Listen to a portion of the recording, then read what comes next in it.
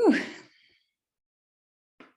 Welcome, welcome, beautiful projector souls. Look at us go. 50 people here live already. What is happening?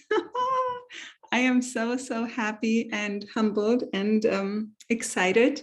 And you guys are going to get something so special from me today, because in the past, I've always been really resistant to making presentations because I was always like, I don't like making presentations.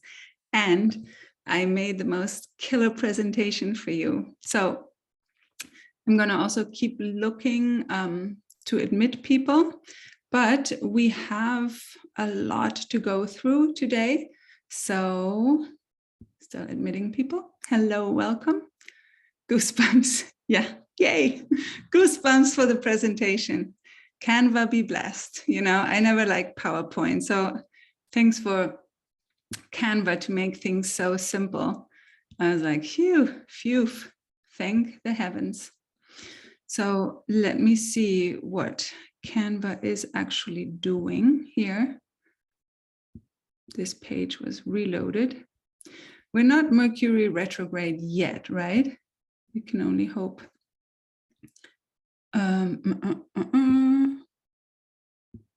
Standard. More people coming in. Not yet. Well, let's just have the hopes up that maybe I'll just open and close Canva one time. And then it can breathe again.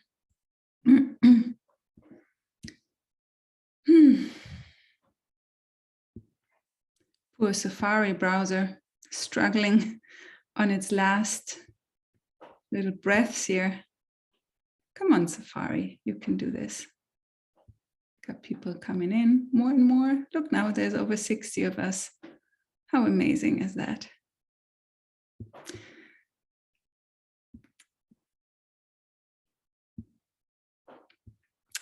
I don't know. So in the meantime, while Canva is not doing its thing, and I'm just going to kill the browser completely one time and open it up again, I want to welcome you. And I'm so happy to have you here for overcoming codependency in your projector business. And I see some familiar faces. I see a lot of new faces, and I'm just so happy to have you all here. I am so honored, and for everyone to watch the replay as well. Welcome, welcome for later. That's a time warp thing we're doing here. And I set everything up for this presentation to work. And Canva is not doing it. Can you believe this? I even tested it before. This is what technology does for us. It leaves us guessing. So bear with me a second. Projectors are so calm. What am I going to do? I do want to jump out of my chair right now and beat up Canva, but it's not going to do anything. So let me see if another browser will do the trick. Because what are we going to do without this presentation when I just made it, especially for you guys? Because now I actually want to show it to you. See if Chrome can do this. If Chrome can handle the pressure. Let's see. Oh, see, Chrome can handle it. Boom, up immediately. I'm going to log you off, Safari. You're out for the day. Okay, this is exciting because that means it'll work. So here we go. Google Chrome. Ah, little fluffy thing. Ooh, overcoming code in your projector business. Joe, I muted you. Nice to see you. Yeah, everyone, please just make sure that you keep yourself muted unless we're having a dedicated conversation so that everyone can have the benefit of good sound quality. So I'm seeing online, it's working. We're recording a little picture of me in the corner while we are also looking at the thingy, aka we're also looking at here's the audience window. Let's see. Is that working? Does that look correct? See, this is me doing my thingy. Oh yeah, it looks good. Perfect. Let's get started then. So, took us a moment, 8 minutes to be precise. I'm so happy you're here. And the reason why I chose this subject is because it's so prevalent in all the coaching that I do with my projector clients. I'm going to keep letting people in. The codependency factor, right? Because as projectors, we have really held ourselves down so much and adapted so many ways of needing to, or, codependency is a thing that we meet some kind of need with, and we'll go more into that a little bit later, right? But it's a way of how we taught ourselves over time to get the love and the attention and the affection that we are looking for. And so oftentimes that came at the cost of our authenticity and of putting ourselves down, our real selves down, and putting on a mask that is people-pleasing and nicey nice, and many other interesting things we'll look at throughout this class. And yeah, so let's dive in. It's very prevalent, and I had to deal a lot with this myself. So, did it move to the second slide? Is this you? That's the question. So this masterclass is for you if you are a projector entrepreneur who's stuck at a certain income level and not knowing how to expand to your next level. Or if you want to build an online business and want to set things up right from the start. Or if you know already that you have a hard time saying no to people and that you have people-pleasing tendencies. And maybe you also know that you want to charge more for your gifts without guilt and shame, and you desire to be seen and recognized more, and you don't know how to go about it. And you want to set your business up in a way that's invigorating to you instead of draining, because so many of us get exhausted by the ways we've set our businesses up. So why is this class important to you right now?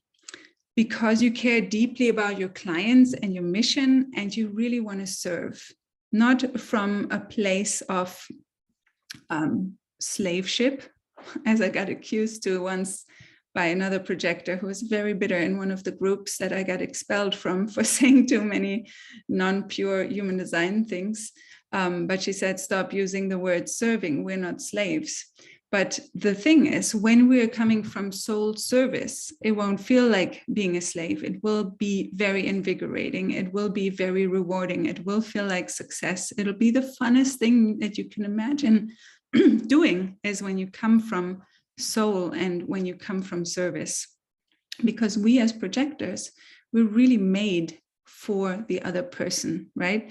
And our ego might have an opinion or two about this, but it's really, we are made to guide other people. We are made for other people to benefit from us, right?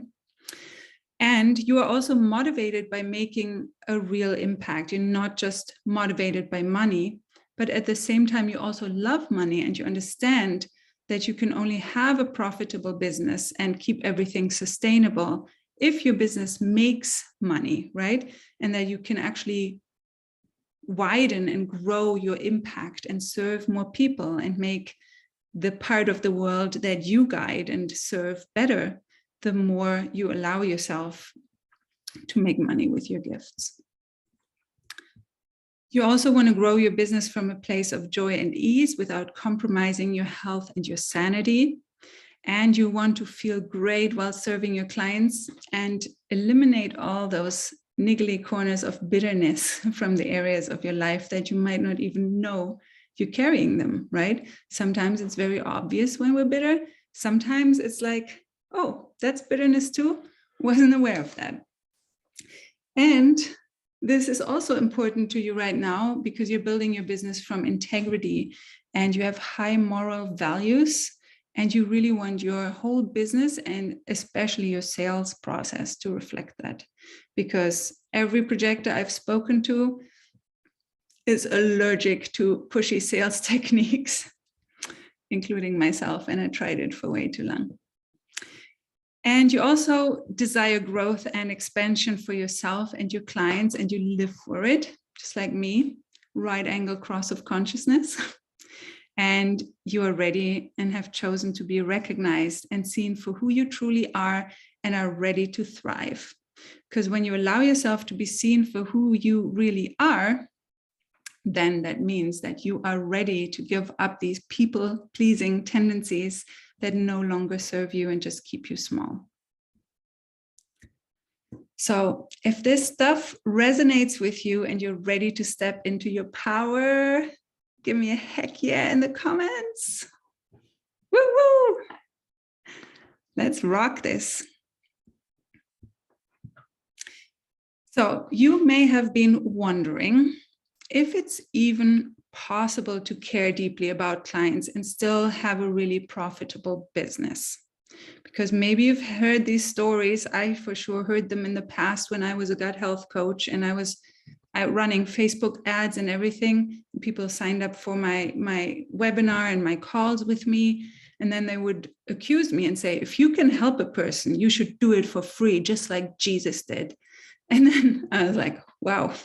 Anyways, but then you don't always know what to say, right? Because it's like, okay, is it wrong? Like, does it mean when I want to charge for my services that I don't care? Like, is that a wrong thing? And maybe you've also been asking yourself if you'll ever have a business where success just comes easily and with fun because you've been hustling so hard and you've had so many generator type business coaches, or maybe you've just tried so many strategies and nothing was fun, nothing was easy. Maybe you had clients, but then you were completely exhausted. So this is all, you're in the right place. And maybe you've also been wondering if you can ever say no to clients and invitations without guilt towards yourself because you need the income, or if you're having guilt toward them because you feel like they need you and you'd have a bad conscience if you didn't help them. Still letting people in. 1 sec. Look at us go. 73 now. This is the biggest masterclass I've ever held so far live. That's amazing. So happy you guys are here. You've also been wondering how to get comfortable with being seen for all of you while you're not caring about what other people think. That's one of the worst people-pleasing things. It's like, oh my God, what will they think about me, right? That's why we're not showing up in our business, in our bigness, oftentimes in our business, because we're so concerned with how we will be perceived. And that's exactly what happened to me too, right? I was always like so known for being the nice blonde lady, and for I wanted to say like challenging things. I wanted to say truths that weren't comfortable, but I was so afraid of what people would say. And so I kept all my content nice.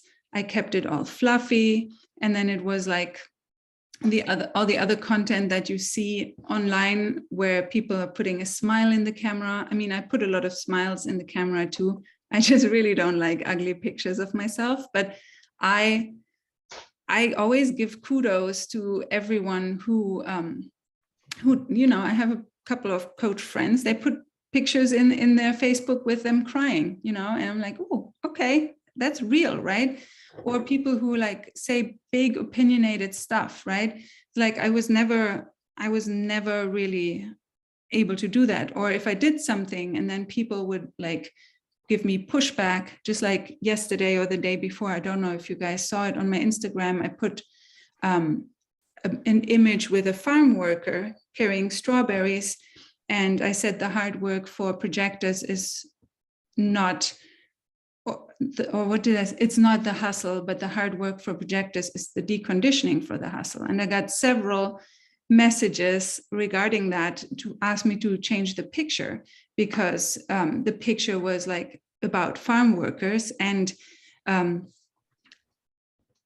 I was like, no, I'm not stifling my creative expression, because I'm not saying anything bad about farm workers. I love farm workers. I honor everyone, every color, every race, every person. I love humans, and I understand that some people have harsher physical realities than others, but this picture was about hard work. So I'm not changing my creative expression just so that you can be more comfortable. And in the past, I wouldn't have done that. And it could be, there's open head, open ajna, right? I don't believe there's a wrong and a right. It's just every person has a different story. Every person has a different view on these things. And I respect that and I honor that, but don't ask me to stifle my expression, right? But in the past, I would have go, oh my God, I did something wrong. And then like every picture that I would pick then from then on would be like, oh my God, who could this offend? And I can't post this, maybe because somebody could be offended. It's a white person. Somebody could be offended. It's a black person. What else could this picture say? I'm not going there. I'm just letting my inspiration deliver, and then I listen, because otherwise, like, I'd be sitting here until 3 days later, still trying to create my artwork, So that's the thing. Sorry if my artwork doesn't resonate with you, then you're probably not for me and I'm not for you. And that's totally fine, right? But that took me a long while. And this has also given me the confidence and the conviction that my clients really need. And I'm never claiming that I have the one right bullet for everything or the one magic pill. It's just my 1-3 profile has been through a lot, and researched a lot and experienced a lot. So I'm offering how I see the world, what I've learned, what I've studied, and it resonates with a lot of people. And finally, I have enough conviction and confidence because I've been through so much stuff. But overcoming this codependency stuff and the people pleasing has been one of the biggest things that I wasn't even aware of. And once you move through all of these things, then, your path to 6 figures and beyond is like just energetically blasted wide open. So here's what we're going to cover today. So we're going to look at your codependent patterns and how they're showing up in your business. We're going to look at how these patterns are keeping your business from growing. We're going to look at how to move beyond these patterns and allow your impact to grow beyond 6 figures, if that's what you want. But, impact in general is just a beautiful thing for projectors, because the more we can impact, the more we can influence the world in a positive way. And if you're ready, let me know. Say it with me. I'm ready to go. You guys are awesome. Thanks for being so cooperative. So nice to see your faces. I'm just going to switch the camera views here on the side just to see a few more faces. Please mute yourself if you can, so that we have good audio quality. All right, so this is not just a masterclass where I bombard you with information, even though I have a lot of that being a one-line, but I'm also going to take you through actually making this valuable for you so that you can actually have your own little map, your own little assessment sheet of where you are. So I want to invite you to really rate each of these patterns for severity on a scale of 1 to 10. So 1 being the lowest, obviously 10 being the highest. And we're going to go through a few of them. And then you will, after this class, have a correct assessment and a starting point and an overview of where you can really address, where you can start addressing what are your biggest patterns that are keeping you from being super successful. And the way to do this, and especially for our male participants, I want to invite you to not do this from logic and in your head, but really allow yourself to drop in your body and let your heart, let your body, let your subconscious give you that number, right? Because when we use our logic, we use the 5% of our logical brain, of our conscious mind. And the things that are holding us back in business are the things that hang out in the 95% of our subconscious, which is represented by feelings and emotions and sensations in the body.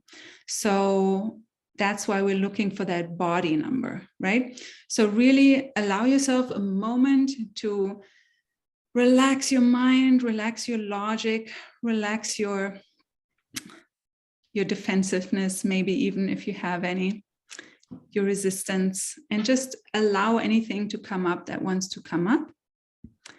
And just drop into your body and allowing for me, it's usually the heart center, but I'm a G authority, self-projected. So a lot of answers are coming from my heart, my G.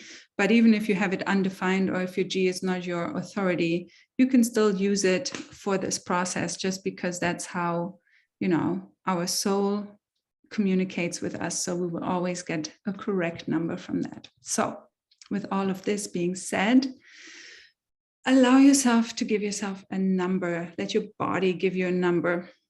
The first one, if you have this, you're hiding. You're choosing comfort and familiarity and not allowing others to see you. This could definitely show up by not being so comfortable about showing yourself online, either if it's in a live or in a presentation like this, or even a recorded video, or just a really honest and vulnerable post. Okay, just like let your body give you that number and note it down. 1 being the lowest, 10 being the highest. How much are you hiding and staying in comfort and familiarity and not allowing others to see you? Okay, get that number and move to the next one. You're waiting for permission to do what you really want to do and pursue what you want. So for example, that can be waiting for external permission for how much you want to work, or to finally change your offer or your workload, waiting more like a generator fashion of something in the external world to respond to, or finally waiting for these invitations or the recognition to come and saying, I want to be recognized for, whatever the world wants me to be recognized for, but not really coming from the inside. So give yourself a number for that as well. Write it down. This one is a biggie, has been for me in the past. You're confusing empathy and compassion with pricing. So such an issue for so many projector entrepreneurs. You're feeling bad about charging more because you think it means you care less about your clients. So feel into your body, let your body give you a number.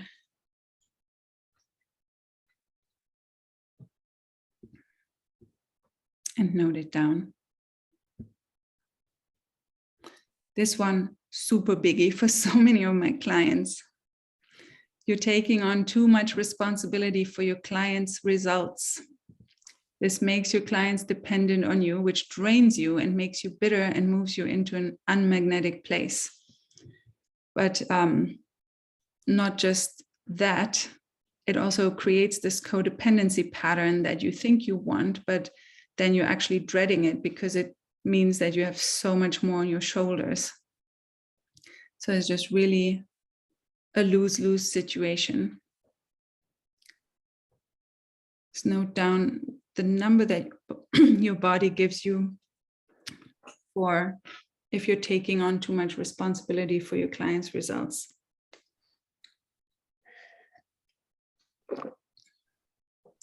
The next one, you're confusing arrogance with functional bragging. And this is so hard for us, right? Because we want to be nice. We don't want to brag. We want to be liked. We want to be seen in the right way. We want to get recognition and invitations. So we want to come across humble and not arrogant, right? But arrogance and functional bragging are something completely different.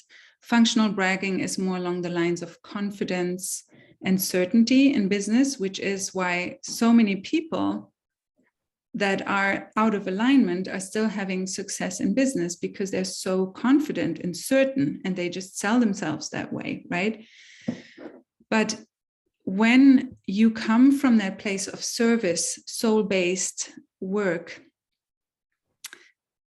you can actually find that place where you are humble and kind, but you still know how to functional brag. But if you're struggling with this in a codependent pattern, you're finding it very hard to toot your own horn when it comes to your gifts and the results you're getting. This can also show up as you're not exuding confidence and certainty because you think it won't make you look humble. Okay, already said that. So note down that number, and we're moving on to number 6. Where you're spending a lot of time thinking about how other people perceive you and what they think about you. And that's really stifling your expression. You're letting that really influence how you show up. It's kind of like you're allowing yourself to be molded from the outside, as opposed to allowing your soul to come through and mold you from the inside. You're so worried about being judged that you're allowing that to hold you back from focusing on how you want to show yourself. So write that number down. Number 7. This was me a lot too. I didn't want to look at my numbers at all. When it comes to money, you stick your head in the sand and don't want to look at it. And then we tend to say, oh, money's not that important, you know. This can also show up as not charging as much as you'd like to charge because you say that money isn't that important, like I just already said. So allow your body to give you that number. Number 8, you're trusting what other people say about you more than what your soul, body, and your intuition are telling you. And when some people, especially people in your field, in your family, co-workers, friends, when they say something, it makes you feel, it throws you sideways and makes you question who you are and what you're actually doing. So you may have had an inner nudge for something or knowing for years, and you still haven't listened to it because you're listening to people in your environment more.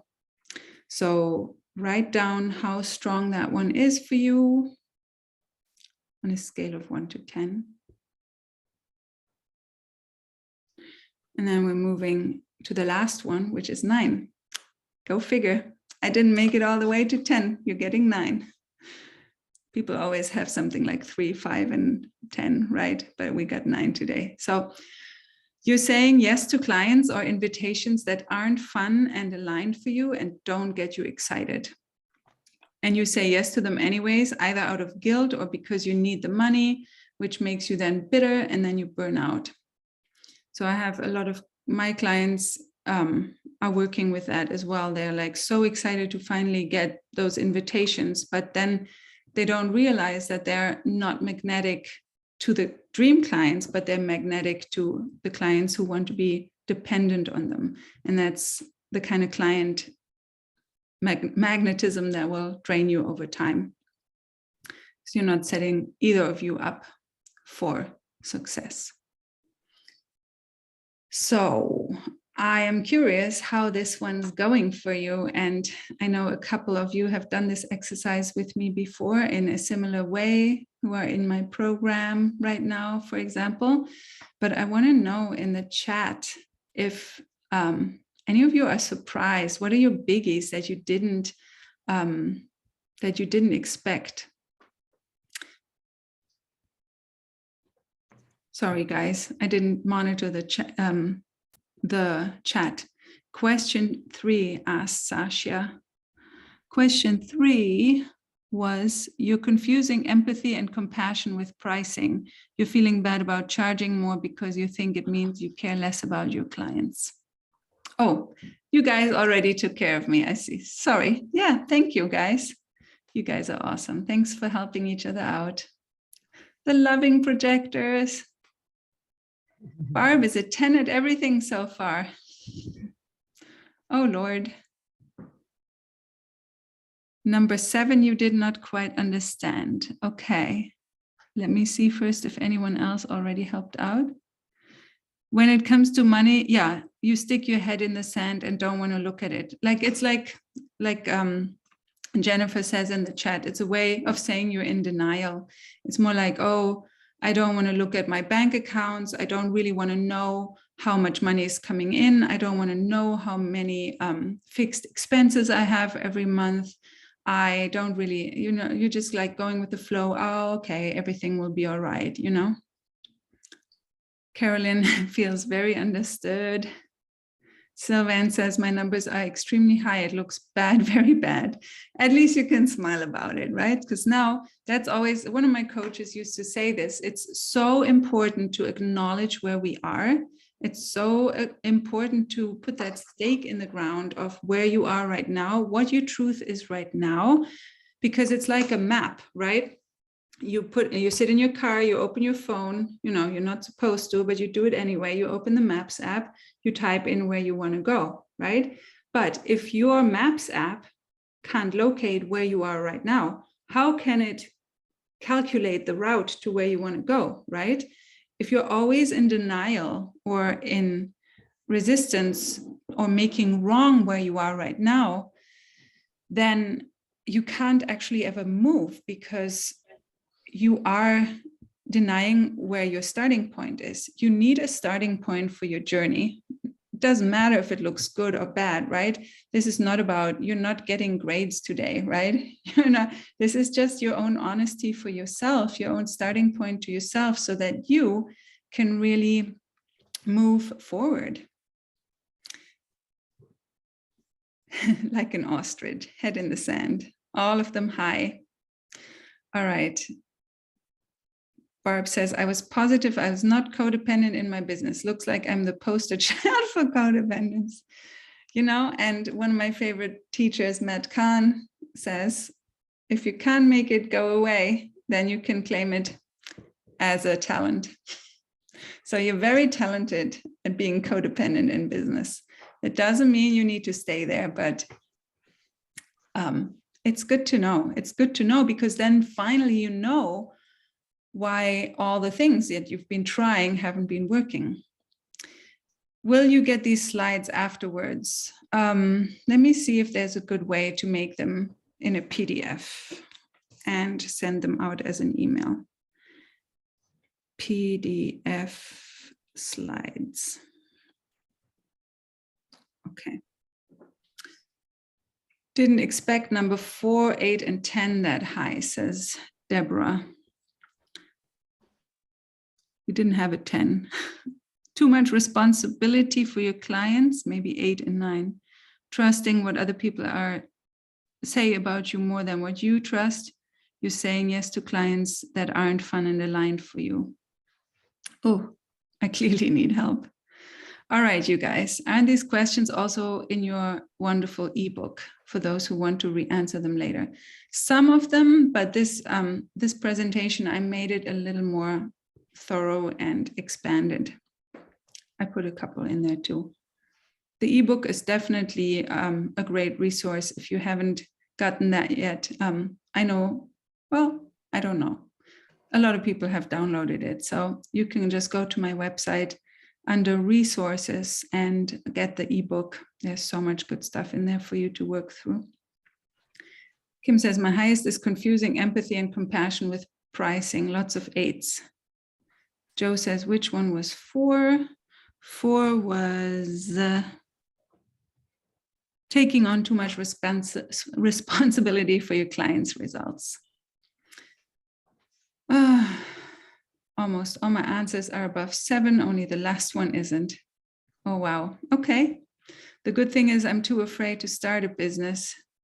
So once I get there, hopefully many internal issues would be cleared out.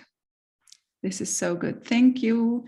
And the thing, Sylvan, is, and I know we've had a session in the past and it was so nice. I got to meet you in person already. The thing is, when you do your business, you're never ready, right? A business is always an invitation to be a spiritual practice and to clear out more.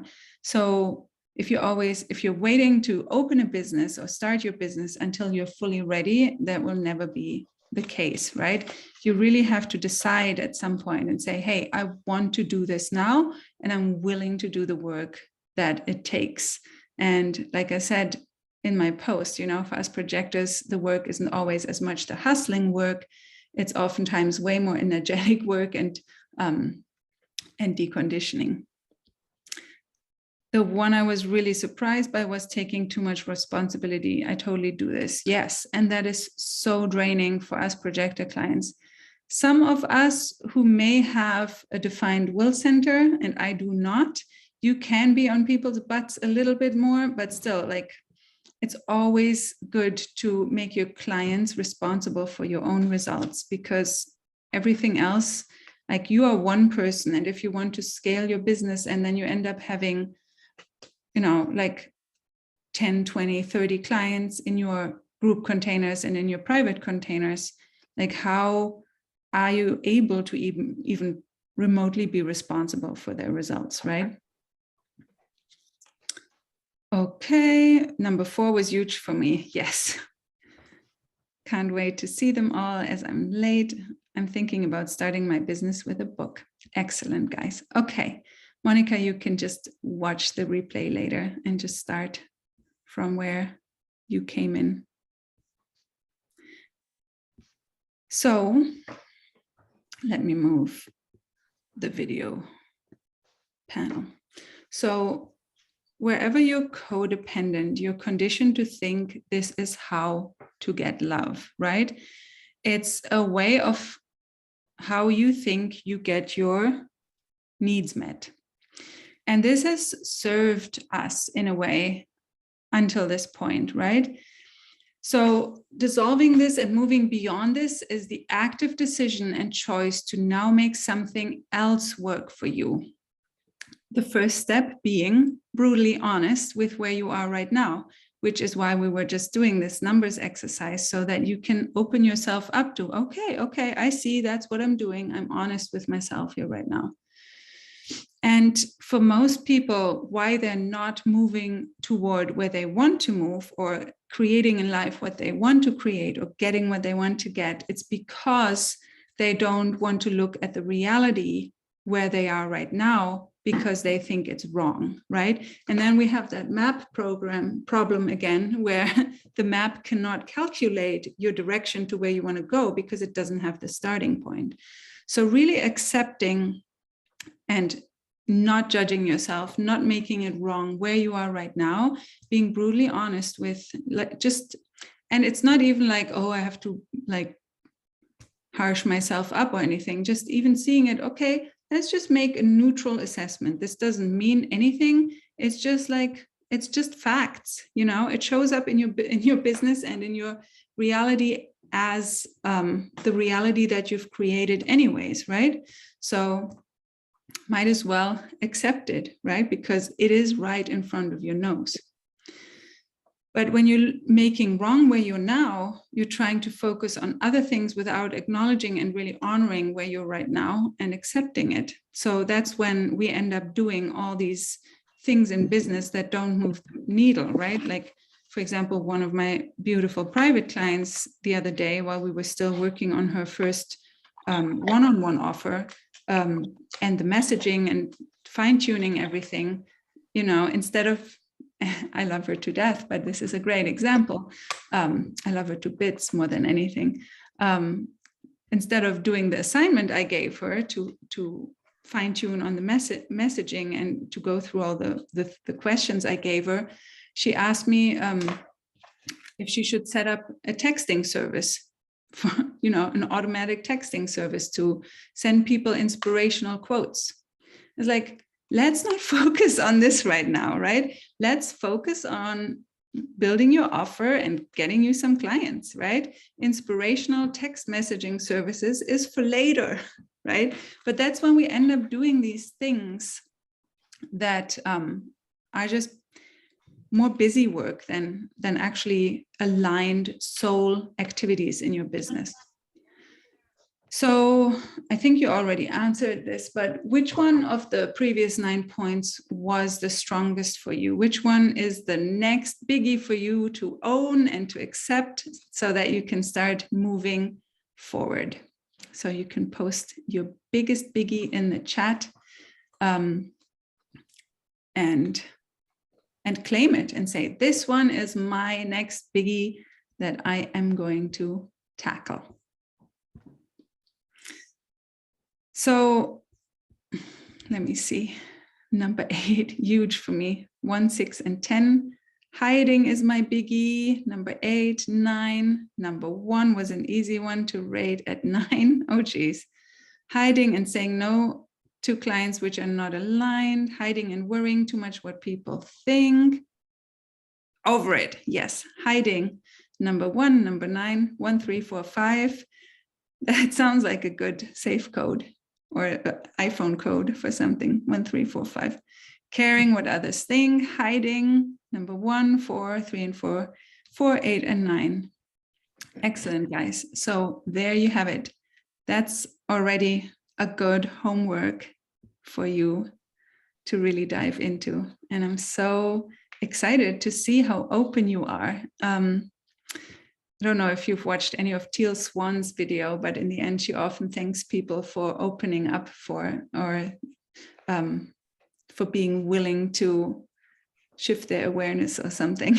I think that's great, because this is the kind of stuff that most people are afraid of, right? Looking at, who are we? What are all the parts of us? What are the soul parts? What are the authentic parts? What are the conditioned, the shadow, the hurt parts, right? We don't want to look at all of them. So your spirit is thanking you as well. And Teal Swan probably would too, if she were here. So in codependency and people pleasing, you tolerate more than is really okay for you. And it's really the inability to say no to things that don't feel right, right? But we have not learned that that's actually okay, right? And we bend ourselves, we try to make things work. We say yes to something that is painful because maybe we think we have to suffer through it and go the hard way and make it work. This can be in relationships, this could be in parenting, this could be with anything really. It could especially be in business as well, right? But it's also really the inability or the insecurity around being confident to ask what you need. And that's why for projectors, I always say, like, it's so important that self-worth to really raise that up, right? Because once we feel like, oh yes, I'm definitely worth having what I need and what I want, right? Then we have more confidence and more guts to ask for what we need and say no to things that don't feel good to us, right? The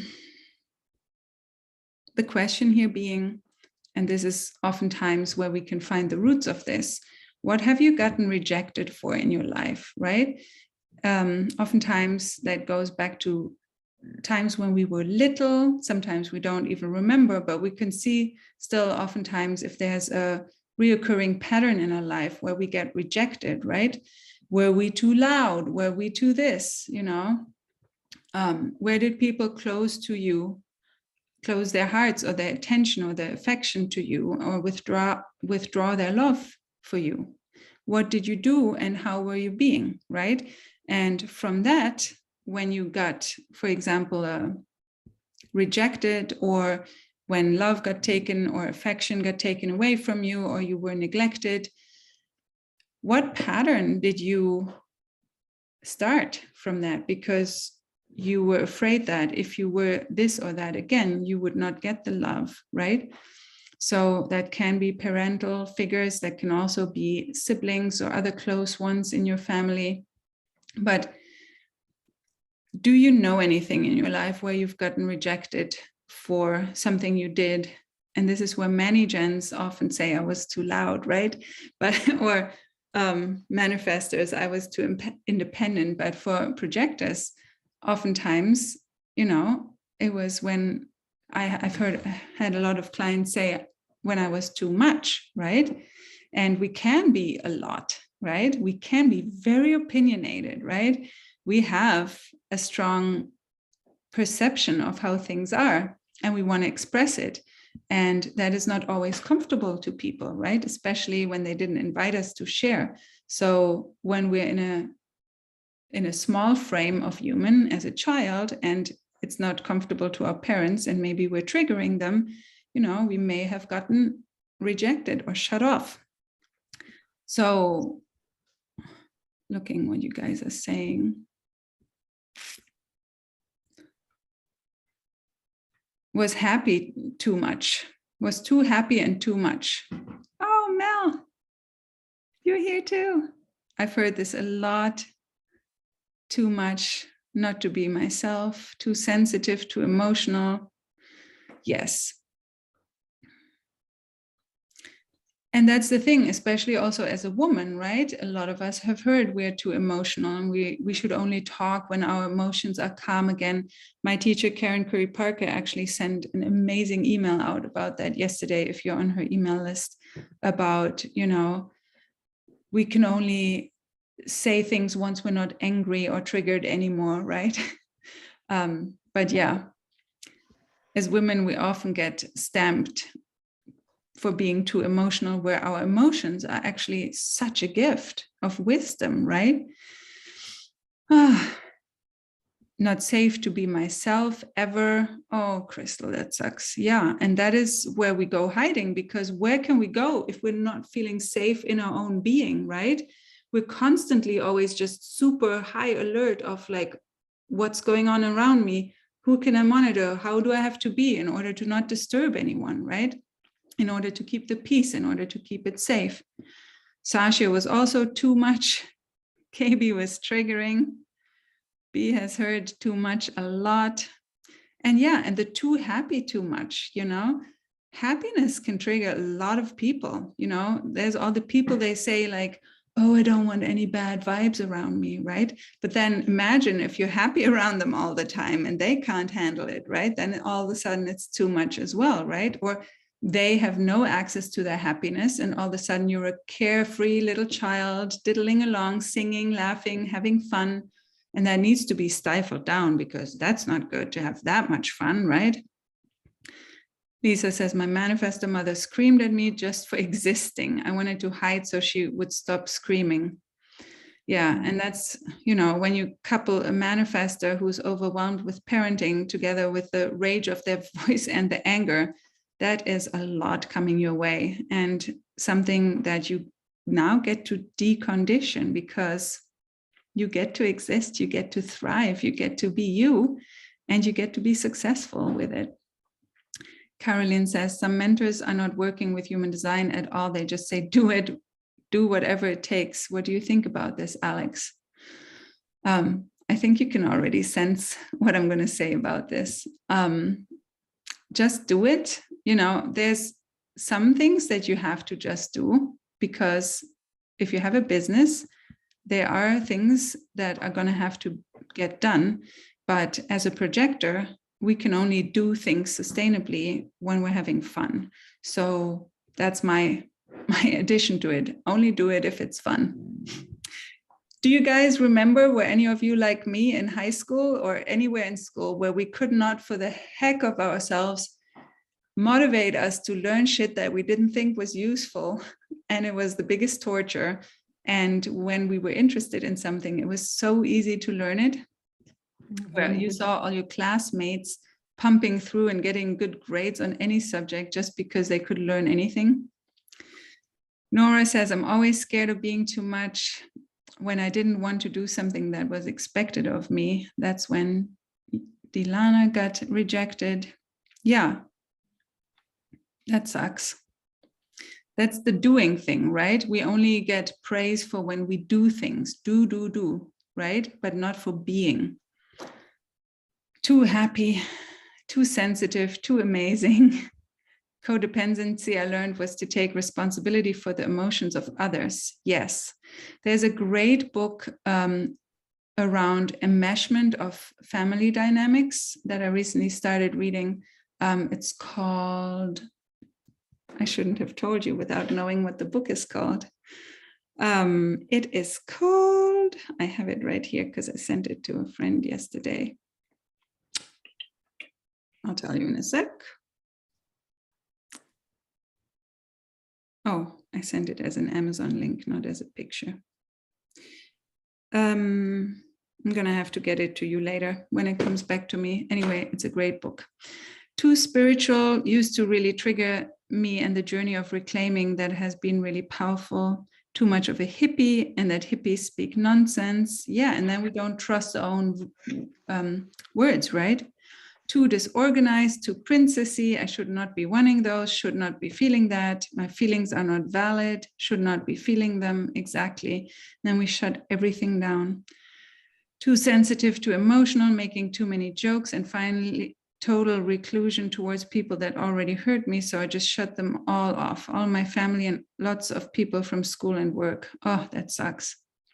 Not being taken serious at all, the smallest in the family, like the most stupid. Oh, and you have to understand that all of these things, while you were a highly impressionable little child, even if you don't consciously believe them, if these trigger sensations in your body, or sadness or heaviness or any kind of constriction in your body, there's still something in your subconscious active around this.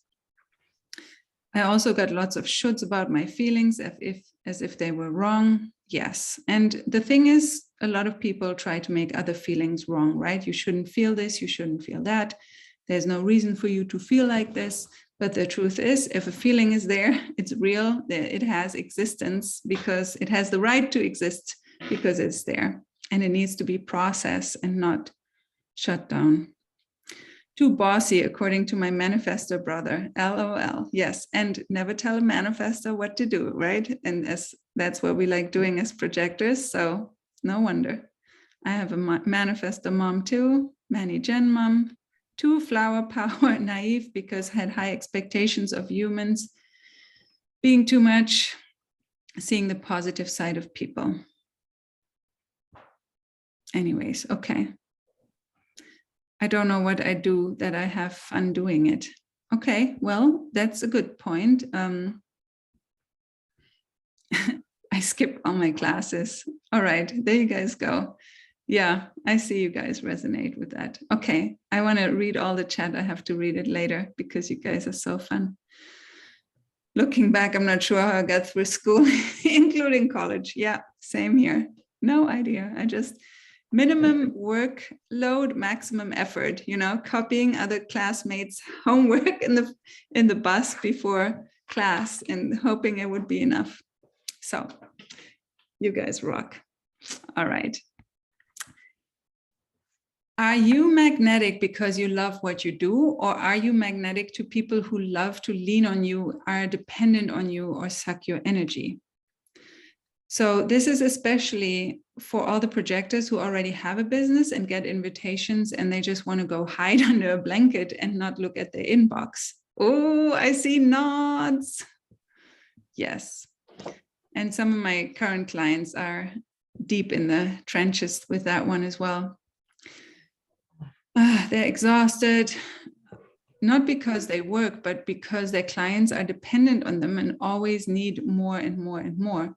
And this is what we forego by inviting only the right type of client to work with us, and by saying no to the ones that feel like, if you feel like something's off and you're like, oh God, that would be exhausting to work with that person. If I had to hear that kind of complaining every day, that would be terrible, but I feel like I should take it on because I can help them and I could use the money, right? But then it actually sends us into an unmagnetic, bitter, exhausted state, and it really doesn't do the rest of our business and our life any benefit. Whose potential judgment are you keeping yourself small for? That's also a good one, right? Because oftentimes the people that we're afraid to be judged by, like old neighbors or God knows what, right? Or your aunt, who could then tell your cousin and whatever. But the judgments that we're afraid of, they're often like, if we embellish them and we really look at them, then we can actually laugh about them, right? Because a lot of the people who were afraid of their judgment, we actually wouldn't take life advice from them, right? So if I think about it, for example, if I'm afraid of judgment from one of these people who messaged me regarding my image on Instagram yesterday or the day before, right? If I was afraid of judgment from someone who judges me in that way and who doesn't understand the bigger picture that I was trying to convey, I was like, would I take life advice from that person? Probably not, you know. But if, you know, so am I taking their judgment? No, right? Because it feels biased. It doesn't feel clean. But if I look at someone, for example, I like a lot of Gary Vaynerchuk's Instagram. He's also a projector, and he's got a loud, harsh voice, right? As a projector, he swears a lot. He has little tantrums online. I love it. But he brings everything through, like the message is love, trusting yourself, right? And so if he saw my stuff and, you know, I was like aware of it, would I be afraid of his judgment? Or, you know, it's like, not afraid, but I would honor it, right? If he said, oh, Alex, this is absolutely out of integrity because blah, blah, blah, I would respect that more, right? Because it comes from someone who has done so much work and who shows up in such a big way and who has the values that I connect with as well, like love and self-love and making the world a better place, right? So, and who doesn't just have those values, but who also embodies them. But I wouldn't keep myself small for it either. But it's just like a good question. Like if you ask yourself, who are you afraid who might judge you, right? And is it really worth keeping yourself small for that?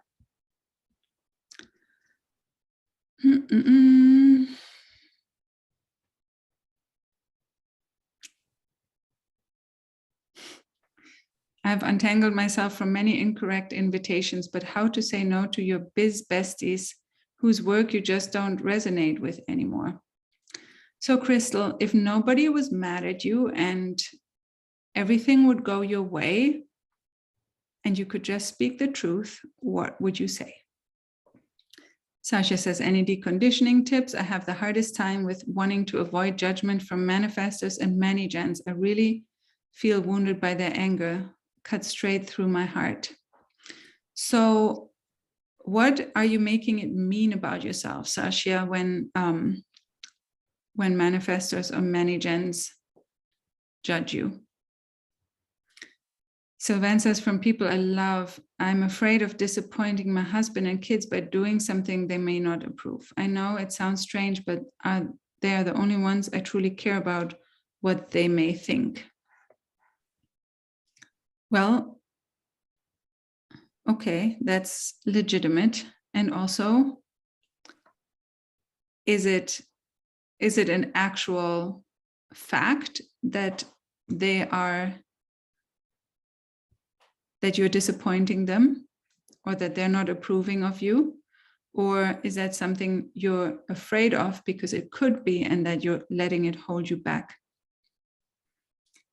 Crystal, that's such a good question. I relate to this deeply and have been working on a framework to help me through this while still honoring the relationship, but respecting and prioritizing my new direction. Nora says, my family, but they judge me anyways. Yeah. And you can also know that if someone's afraid of someone's power, they will try to keep them down or put them down or judge them. So anyone who's judging you, anyone who's telling you what you're doing is not good, obviously not if you really did something shitty and you have to stand up for it. But, you know, if somebody who doesn't really know you come along and judges you, or if someone who's afraid of your power comes along and judges you, right? One of my clients had to deal with that this week. She's writing more soul-based, powerful content. And one of her friends has come along and say, this doesn't sound like you anymore. And like started judging her.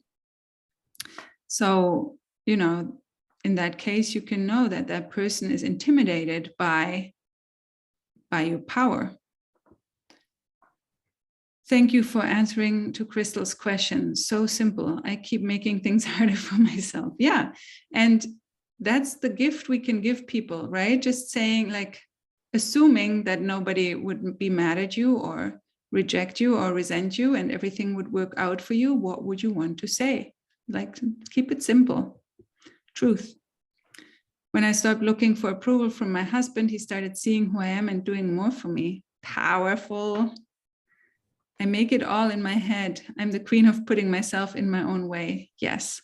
So Sylvain, your homework is every day to catch yourself when you're not talking nice about yourself, and start instead when you catch yourself saying something not nice, and program yourself to say something nice instead. I always feel they're scared of me. Yeah. And a lot of people are scared because as projectors, we have a lot of power and we're not afraid to express it as much because of this people-pleasing thing. Crystal says, the next time she asks me to work on a project, I've got to have a no prepared in advance. I know already I won't wanna. Yeah, and that's the good thing, you know, when you have something prepared in your head, when you have your energy ready, right? It's the same with like, I just wanted to see if I see Crystal's picture so I know what your face looks like. Oh, there you are. Yeah. Same with like sleep training children, right? Or babies, for those of you who have parents. If you just have no plan and you're completely exhausted in the night, when they wake up, you're just going to keep doing what you have been doing and you're just going to keep getting more and more exhausted. But if you have a plan and you're like with your husband or your partner or even by yourself, it's like, okay, when my child wakes up, this is what I'm going to do, right? According to whatever sleep book you're following or whatever plan you have, you know, this is the plan. So when you wake up, you're like, okay, this happened. And then you check in, okay, and this is now what I got to do, right? Same with your client or with your business partner. If she brings something your way that isn't fun for you, if you have the energy ready in your body set up to the answer that you formulated, maybe she won't even ask anymore, right? Or you could just say, let me feel into this. This is always a good question. If you guys don't know what to say or a good answer, let me feel into this, right? Or if someone cold messages you on Messenger and wants to sell you something, let me feel into this. It's my favorite answer. Because, you know, what's somebody going to say? I'm going to stop you from feeling into it? When you come with it, no, they have their sentences ready, right? They're prepared too. All right. How much of your identity is tied to being the nice one and being likable? Because a lot of us, you know, that's so much of who we are and who we have been all of our life that it's part of our identity, right? But our soul can really give us direction for identity, and we can change our business identity. We can change so much about our identity, but it's a step-by-step process. And if so much of our identity and we've gotten love and affection, and that was our way of getting invited or being recognized, you know, by being nice, this will be a little bit of a process, right? Because your body, your ego, your nervous system will not be like, okay, let's just shift completely unless you're maybe a 3-line or something and you're like, heck, I don't care, let's just try this out. But especially if you have a 4 in your profile, you might want to feel a little more safer in the steps. So just allow yourself to have this be a gentle and slow process, because we have a sense of identity, and a lot of that is tied to our upbringing and our external. I don't know. I'm not muted, but can you mute yourself? I won't. This is a block. I don't have access to the full camera. Anyways, can you please mute yourself? Double check. I just hear crinklies. Oh, found it. Cool. So for success in our business, or generally just success as a projector. I'm just looking if we're still online because my phone shut off. So developing the two main traits that make it easier and faster for entrepreneurs to be successful in business is confidence and certainty, which come from not making yourself wrong anymore, right? And this comes in again with being honest, totally brutally honest with where we are right now. Because when you can accept where you are and not make yourself wrong for it anymore either, when you can accept all your shadows, when somebody throws something at you and says, you're a weak piece of shit, and you're like, I know, so what, right? And you can love yourself for all your, that was just a random example, but whatever people could throw at you, you know, or judge you, or whatever you think that your weaknesses are, or so much is wrong with you. Oh my God, I'm so codependent in business. Or after this masterclass, somebody tells you, you're such a people pleaser. And you're like, I know, I got the best scores on that masterclass recently, right? And you can be proud of yourself for all you are, because who you are right now is who you are. And so much of your life and your lessons, and you have done so many amazing things, right? But the thing is, you don't have the confidence and the certainty because you're making yourself wrong all the time. You're talking shit to yourself all day, right? I have this Matt Kahn quote again here, what I said in the beginning, but if you've tried and tried to get rid of a trait and it's still there, you can probably start calling it a talent, right? So I was joking earlier about codependency because that's probably not one of the better ones to keep, right? But one of my private clients, for example, she can be very intense, right? And as many other projectors, she's held herself back from expressing that in a way that is beneficial for her, and going between wanting to be nice or over-expressing that. And so we've talked about it the other day. It's like, okay, how can you not? And she's like, I'm always too much. I don't know, is this too much? And I'm like, let's just embrace your too muchness, right? Because the people who need you, they need that from you, right? Or one of the lovely ladies from my previous group program, she thought she was too soft, you know, but when that softness was exactly her power and exactly what was needed in her business and in her family, right? So we're judging ourselves sometimes for the best qualities and gifts that we have, right? And once we can accept all of these things, once we can accept whatever we think is a shadow and we can turn everything into a gift, right? Then we can be confident and certain about things. So confidence and certainty are two things that I really want you to focus on to grow your business, because it's your confidence in all areas of life. And also the acceptance of where you are right now, forgiving yourself, feeling all the feelings you need to feel for what you've been avoiding, and making where you are right now not wrong anymore. And some of you have done a bunch of work with me, but if you don't know how this emotional stuff and the deconditioning works, on my website under resources, there's a 3-day deconditioning 101 free workshop that I did with my previous business partner, Manijen business partner, Annalena.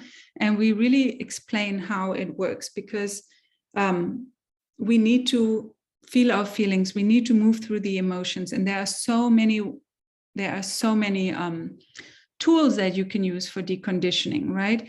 But the fact is that you don't just like push it away anymore, or the important thing is that you don't just push your feelings away anymore. When you always have a certain sentence that you say about yourself that isn't helping you, that you don't ignore it anymore or are afraid of thinking it, but that you're actually embracing it and letting the feelings come up around it. And knowing, one of my very, very wise 5-line previous clients wrote this in one of her emails once. The worst, Christy Inch, maybe you follow her, she's amazing. Her blog is amazing. The worst thing that can ever happen to you is a feeling, right? And so once we get the confidence and we understand how to feel feelings all the way through so that they can complete in our subconscious, then we can actually be confident because we know we can handle what life throws our way, right? This is also, of course, a lot what we'll be working on in the Projector Business Academy, especially in the energetic part of it. So, are you ready to let go of these tendencies so you can create a wildly successful business without all of that hustle? Give me a yes if you're ready. I'm just going to catch up a little bit. 3, 5, 4, 6. Acceptance of making mistakes, more mistakes. 3, 5. Acceptance. Damn, what a ride. I'm somewhat direct. Yes, Joe, I know you are. That's good. Let's make that your best trade. I have a talent for being short. Yes, perfect. I read it in a Karen Curry Parker book. Well, I don't know what we were talking about then anymore, but I do recommend Karen Curry Parker's books. Sasha says, I say yes to many invitations that recognize what I do, not who I am. So I think I need to work on being more selective. That's great. Is it okay to ask someone, why are you choosing me over the other guy? Except that sounds a little bit competitive, but maybe if you formulate the question a little bit more like, what is calling you to work with me, right? Joe says, I'm afraid people think what I believe is all nonsense. So I've realized I really edit what I say to people to the point of having little to say to some people, not clients though. Okay, well, we can, the good thing is that you can practice these things in all areas of your life, right?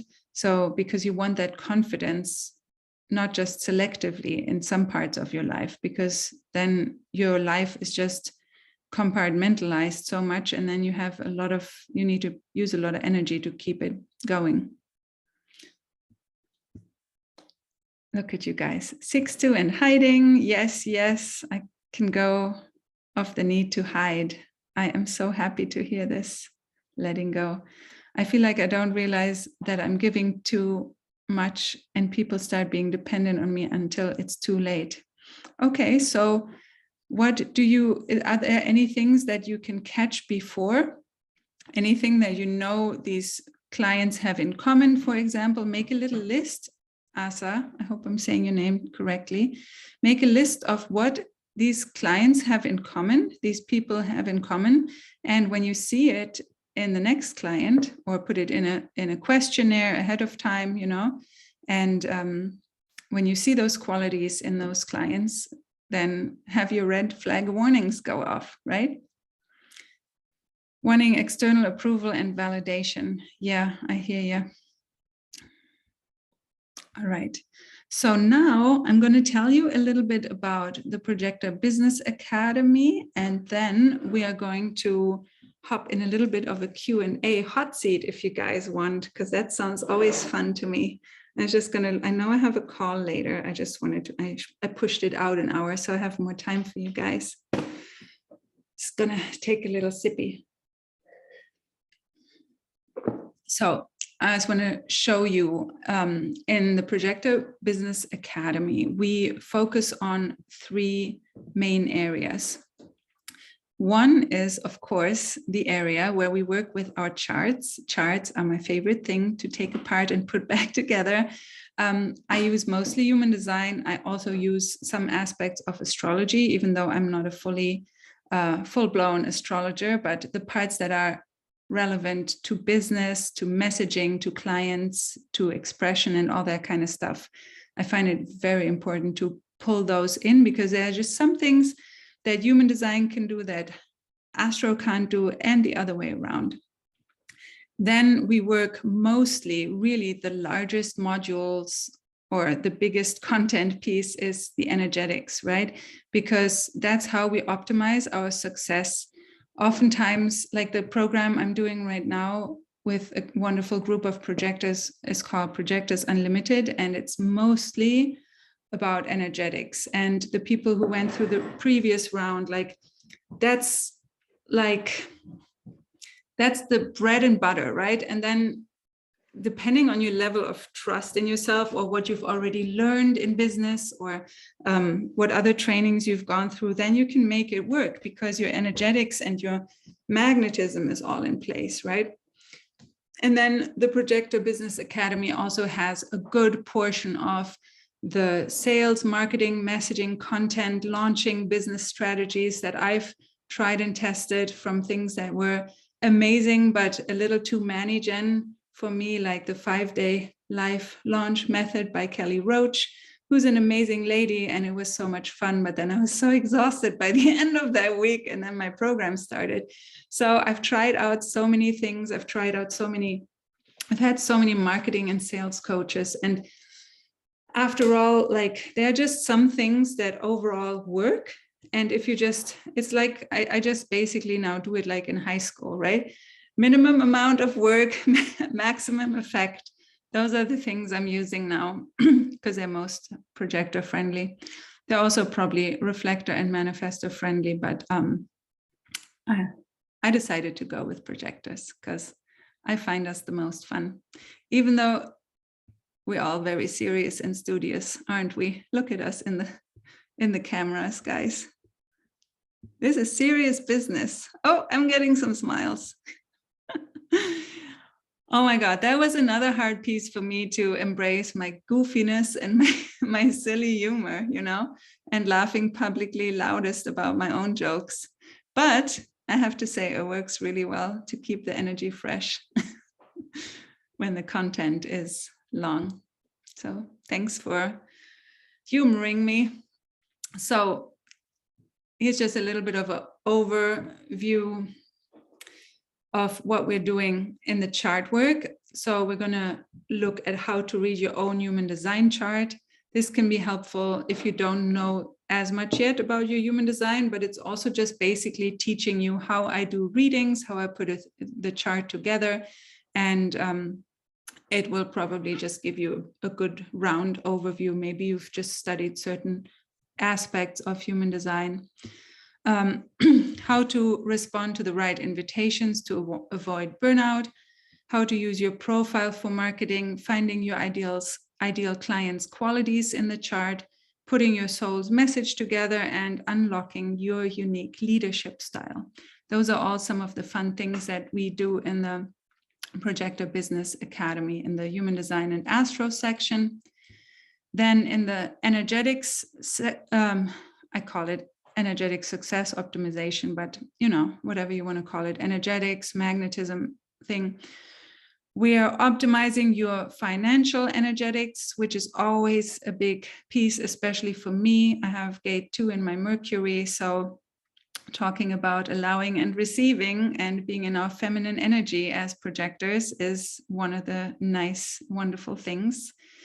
Letting go of control, trusting the flow of life, but also just really expanding your money energetics.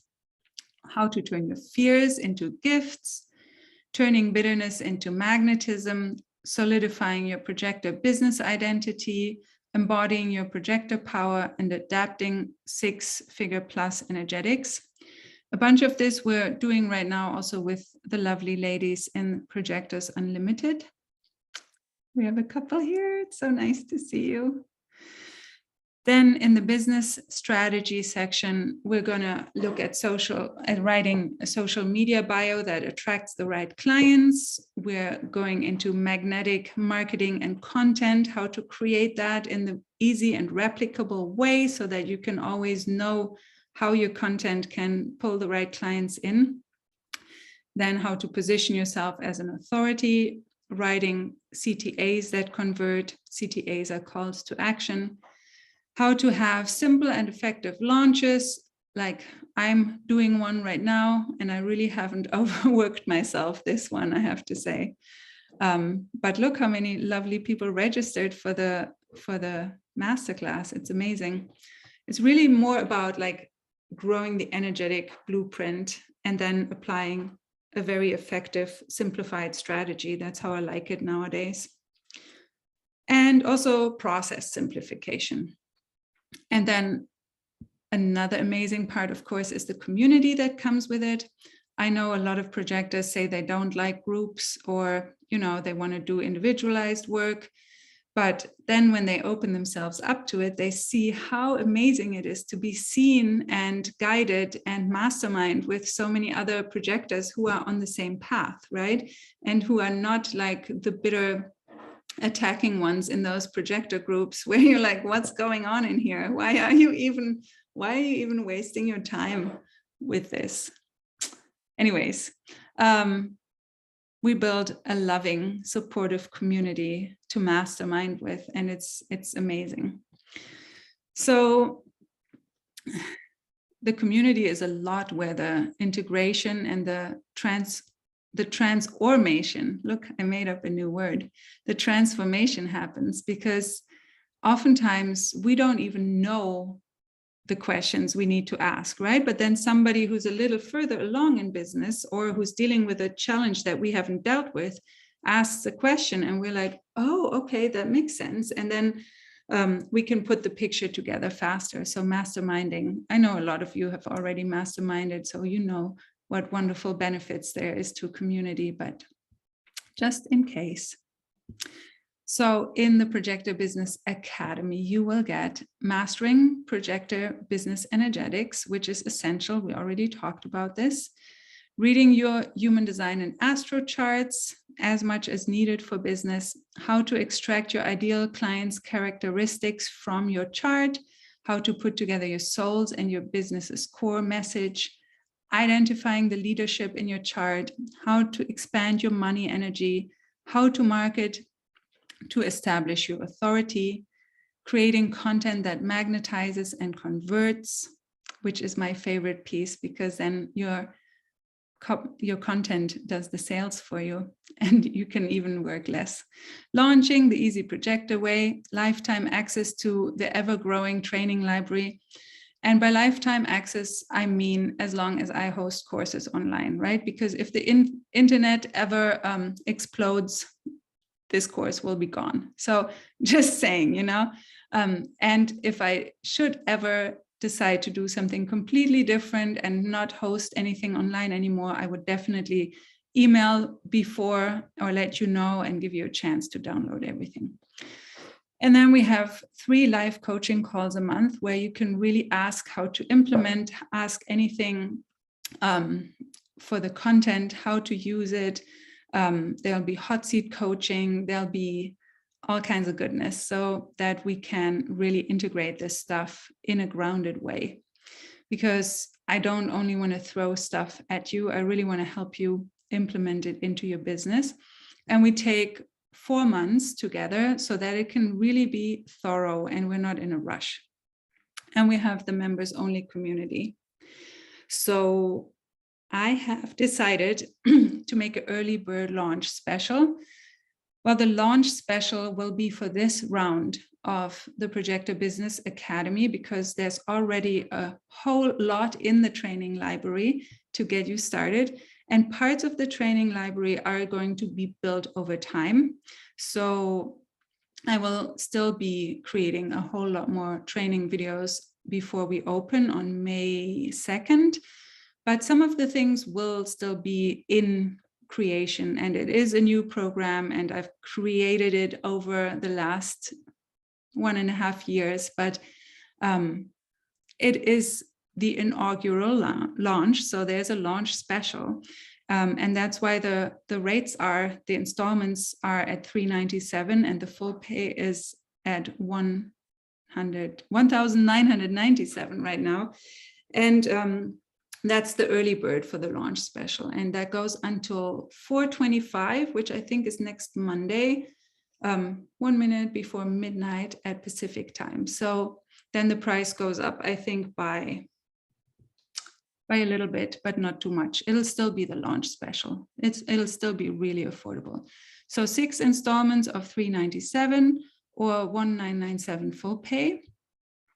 And this will be very, very helpful for those of you, especially who said that you don't even know what brings you joy or what's fun for you or how to ask for what you need. You're gonna get a whole self-study course for deconditioning your sacral center, you know, your generator conditioning.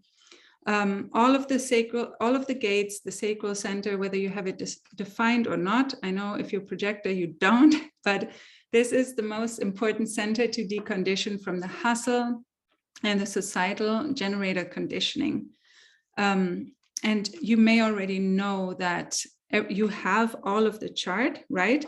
So even if you have the sacral undefined, you're still using it for life and workforce energy. It's just you don't have consistent access to it, and you're meant to become wise about when enough is enough. So everything in the chart has a low expression and a high expression, or as the gene keys like to call it, a shadow and a gift, or a shadow, gift, and CD. So what we're doing with deconditioning work, and even life is deconditioning work, right? But when we're going in like this on a specific area of the chart, we can do it consciously to raise the energies in that area, in those gates and in that center, from a lower expression to a higher expression, right? So that is the purpose of anything in our chart. To decondition is to bring our entire being to a higher expression. So this one is a value of 444, and you're getting that for free when you're enrolling in the Projector Business Academy. And if you decide to pay in full, then you also get another one, which is a super fun one. I was just looking for if I see any, if I can get you the link. It's a very short link because it's just called PBA, but I wanted to get you the link in the comments so you can take a look or save it for later. But now I have to find Canva again. So there's another cool deconditioning thing, and it's regarding all of the money and wealth related human design gates. So there's a whole other self-study deconditioning course to decondition all of your money and wealth related human design gates. Yeah, I'm just seeing what else I wrote here. Yeah, they're for creation of money, for allowing, for receiving anything, for trusting. You know, there are so many gates in the chart that are related to wealth creation and the receiving of money. And this will make it a whole lot easier for you to also create money and receive it. So that's another value of 555, but that's only if you choose the full pay option for 1997. This will also stay the full pay bonus should you decide to sign up after the early bird ends. So 526 to when we begin on 5/2, that's going to be the launch special pricing. It is on the sales page, but I don't have it at heart right now. So if you're ready for a wildly profitable and fun projector business, then click the link and check it out and join us in the Projector Business Academy. And I'm so excited to open it up with you. And let's open it up to some Q&A and some hot seat coaching for, let's take a few people. You're welcome. Elena had to go. It's so nice to have you. So I'm going to stop the share. Thank you for bearing with me for my first ever real presentation. I've co-presented, but this was my own first presentation. So let me switch the view to gallery. Woohoo! Thanks. Achievement. So if you have anything, thank you guys. If you have anything you'd like, you have a question about, or you would like to be coached on and put in the hot seat, please raise your hand and let me see, or type it in the comments and we can pick. I'm so glad you liked the presentation. Pick me, Crystal and Nick. Okay, let's start with Crystal. I'm going to write it down. You're welcome, guys. I'm so glad to do this with you live. I just love live stuff too. Crystal and Nick. Okay. Did you want to unmute yourself, Crystal? Hi. Oh, there you are. Perfect. Let me put you on speaker so I can see you better. And I'm going to take a break from talking for a second while you talk. Okay. Thank you so much for picking me. I've been following your work for a while. I'm another self-projected projector. 6'2". Yeah, I have been in online business work for probably almost 10 years, and I have been told that I am the best kept secret in my industry, which is terrible, right? Like, I don't want to be a secret. I want to make money. And I have created so much content, and it's like people don't know I exist. I just published a book. Like, it's beautiful and amazing, and like nobody knows about it. So yeah, would love to hear what you have to say. Okay. What do you help people with? Birth work. But specifically birth outside the system. So like home birth, and more than that, it's not about the process, but it's about like getting in touch with your mental clarity and your feminine intuition, and really going deep and honoring the journey of birth and pregnancy and all of that, treating it like it's sacred instead of like it's a medical process. Wow. I have 5 kids, so. Congrats. Wow. Thank you. 2 are adults, so. Thank you for sharing this. I'll put us back on gallery, because otherwise it jumps around and it confuses me. I wish there could just be, but anyways, there probably is, but I'll figure that out for next time. So which part of you has benefited from being the best kept secret? Yeah, that's a good question. I guess a lot of the other birth pros that I know in person are very much they're very, pro mainstream, pro medical system, and it's like they want to pay homage. They're like, oh yeah, natural birth's great, but I think actually they think it's not, they think it's like a luxury or fake or something like that. And so I think maybe, well, I know they don't take me seriously. They don't recommend me to their clients at any rate. So you're afraid of their judgment? I suppose so, yeah. Yeah, that's definitely part of it. And also, I think I have been, I thought I was an introvert for a long time. And I don't think I'm an introvert, actually. I think I've been around the wrong people for most of my life, and I'm very socially damaged. And so I think I've been kind of protecting myself in all areas because of that. And I'm really, like, the last few years, I've been actively saying no to wrong connections, and trying to only spend time with the right people. But it's like really tiny group. It's really what? It's a really tiny group. There's like, I haven't found a lot of the right people yet. You mean in person or anywhere? In person, yeah. And really even online, I have like my very small, very tight-knit groups where I can go deep and not be, I don't have to stick with small talk. I can go deep right away, and we can talk about like the big stuff and the cosmos and everything. Yeah. So if you're keeping yourself as a best kept secret, how are you going to bigger your community? It's like I don't know how to bridge the gap of, hi, can we talk about the universe?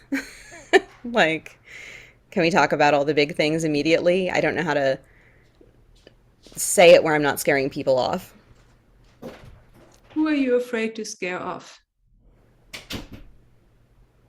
Which logically I know I won't scare off the right people. So I'm not sure exactly where that's. Hmm. What's opening up for you right now? um, I know I have some key people in my life that are probably going to be, you know, shocked, taken aback if I really start speaking my truth and putting it in places that are, for instance, like I do Insta stories and almost nobody watches those. And I have a blog. I've had a blog since like 2005. I have so much content. I've probably written several books actually, and I only have like 400 people on my mailing list. Nobody really responds to anything I say. I guess I'm looking for a response, and I don't get a response, so I think no one's listening. The So thing maybe is, that's a story. when we're making what we say dependent on wanting it to be, well received, then we're not speaking from our power. And when we're not speaking from our power, it's usually not well received. So it's like this infinity loop you get yourself caught in because you want to please with your content, but then it's not hitting the people who would really resonate with your deep stuff. And you're like, oh my God, finally someone on Instagram who speaks loudly about this shit, right? And they're Yeah. like, this is my person, but they can't find you because, you're stifling your expression. Yeah. And so the people in your life who would be shocked, who are those people? Definitely, for instance, the one friend I have who I'm helping her with a launch, which again, that was an invitation that I said yes the first time because I wanted to learn about launches. Mm-hmm. And now I'm doing a second launch with her, and it's a drag. It's just a drag. I don't want to. I'm like having to force my brain to do that work instead of what I really want to do. And it makes it to where I don't have any energy to do my own stuff. And Mm. that's been a pattern that I've gotten better at releasing, but it's still there because like this has previously been one of my very close friends, and we kind of live on different planets. So So if she got really shocked by you putting all that stuff out there, and she would decide not to want to continue working with you on launches, how would you feel about that? I mean, other than the initial roar of displeasure, I think we'd I think I'd be so happy. I know I'd be so happy. And she we've talked before about how if she's going to work with me, she's going to pay me a good rate because come on, we're projectors. We need to be well paid for what we do, right? We don't just skim the surface. We go deep. And she wants to pay the price of somebody like a budget option thing, and I'll do it, but this is my price. But then I still end up resenting the work, so it's not even worth it. Mm. Well, same question here. Is that the one? What if, what would you say to her if nobody would be mad at you and everything would work out the way you wanted it to? I feel really obligated to say what I need to say in a way that won't hurt her feelings. And as I'm saying all this, I'm realizing that maybe I also need to raise the prices on my offerings because maybe there's an energy of resentment and like bare minimum around that. Hmm. Because maybe I'm not booking things that only sell for, an amount that I'm not super keen to give my energy to. Like if someone books that call, Mm-hmm. maybe I need to raise my prices around that too. But back I to really your appreciate this. Keep them coming. back to your friend. Um, because I feel like you dodged that question a little. What would you, Okay. Tell me again. bye, Sylvan. What would you say to her if she wasn't mad at you and if everything would work out the way that you wanted it to? I think actually I'd probably tell her that, I don't know. How do you say to somebody that you don't want to be as close friends with them anymore? Like, how do you say that? I don't know. Because that's kind of what I need to say. I need to say that we're like, You're self-projected, right? yeah. Okay. Feel into your heart. If you have to close your eyes for a moment, feel into your heart. All right. Calm down your mind. Bring all your energy and awareness into your heart. And then practice speaking from here.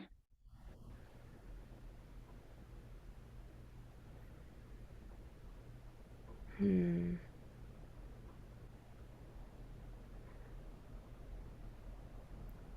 You know, I think we've both changed a lot in the past few years, and our work is very different. And I think we just, maybe it's not a bad thing for us to kind of pull back from each other and find more aligned connections socially. Because I want you to have friends that really honor who you are and love your work and prioritize you. And that can't be me right now. How does that feel?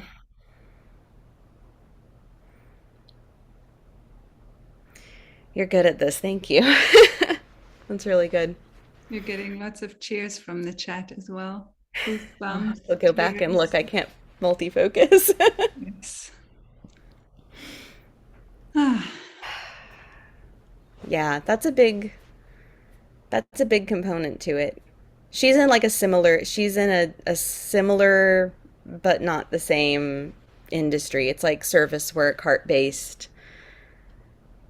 I wonder if I have somehow put her success over mine. Yeah. you said that one. Yeah. Well, because she's been doing it longer than me and she's older than me and has more experience. And Are you a little sister? no, I'm an only child, Oh, but all my friends are usually they're either much younger or 10 years older than me. She's like 15 years older than me. Yeah. okay. Okay. I seem I to didn't be. realize she was such a key part of this puzzle. Oh my gosh. I'm glad we dug in. Thank you so Lots of much. people in the chat are resonating with this situation. So there's a couple things. May I say a couple things to this? Please, I'm all ears. All right. So if you, first of all, if you think about leadership as something that you are deeply believing in and willing to stand for, what does that mean regarding your work?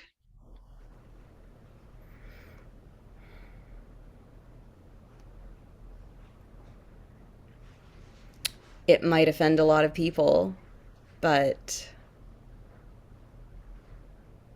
it's going to be exactly, deeply, perfectly what the right people need. And isn't that what the medical and traditional birthing industry has been doing for so long, intimidating and putting everyone into fear that if they don't follow how they should do things, if they don't get induced, if they don't, if they're over 40 and they carry past 40 weeks, if they want to have a home birth, how mothers get intimidated by that stuff and not trusting their own bodies and trusting a medical system where the doctor is so much more into getting to his next golf tournament and inducing than letting it go in a natural way. Isn't that why you do your job? Yes, yes, and I'm so like, wow.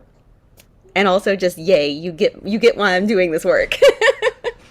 I always wanted a home birth, but then I didn't have the guts to it, or maybe not the right support for it, you know? It's so, yeah, support is so essential. But I mean, the core of it is trusting ourselves. And that's what I'm not doing. Mm. No wonder it's not working. Look, Mm.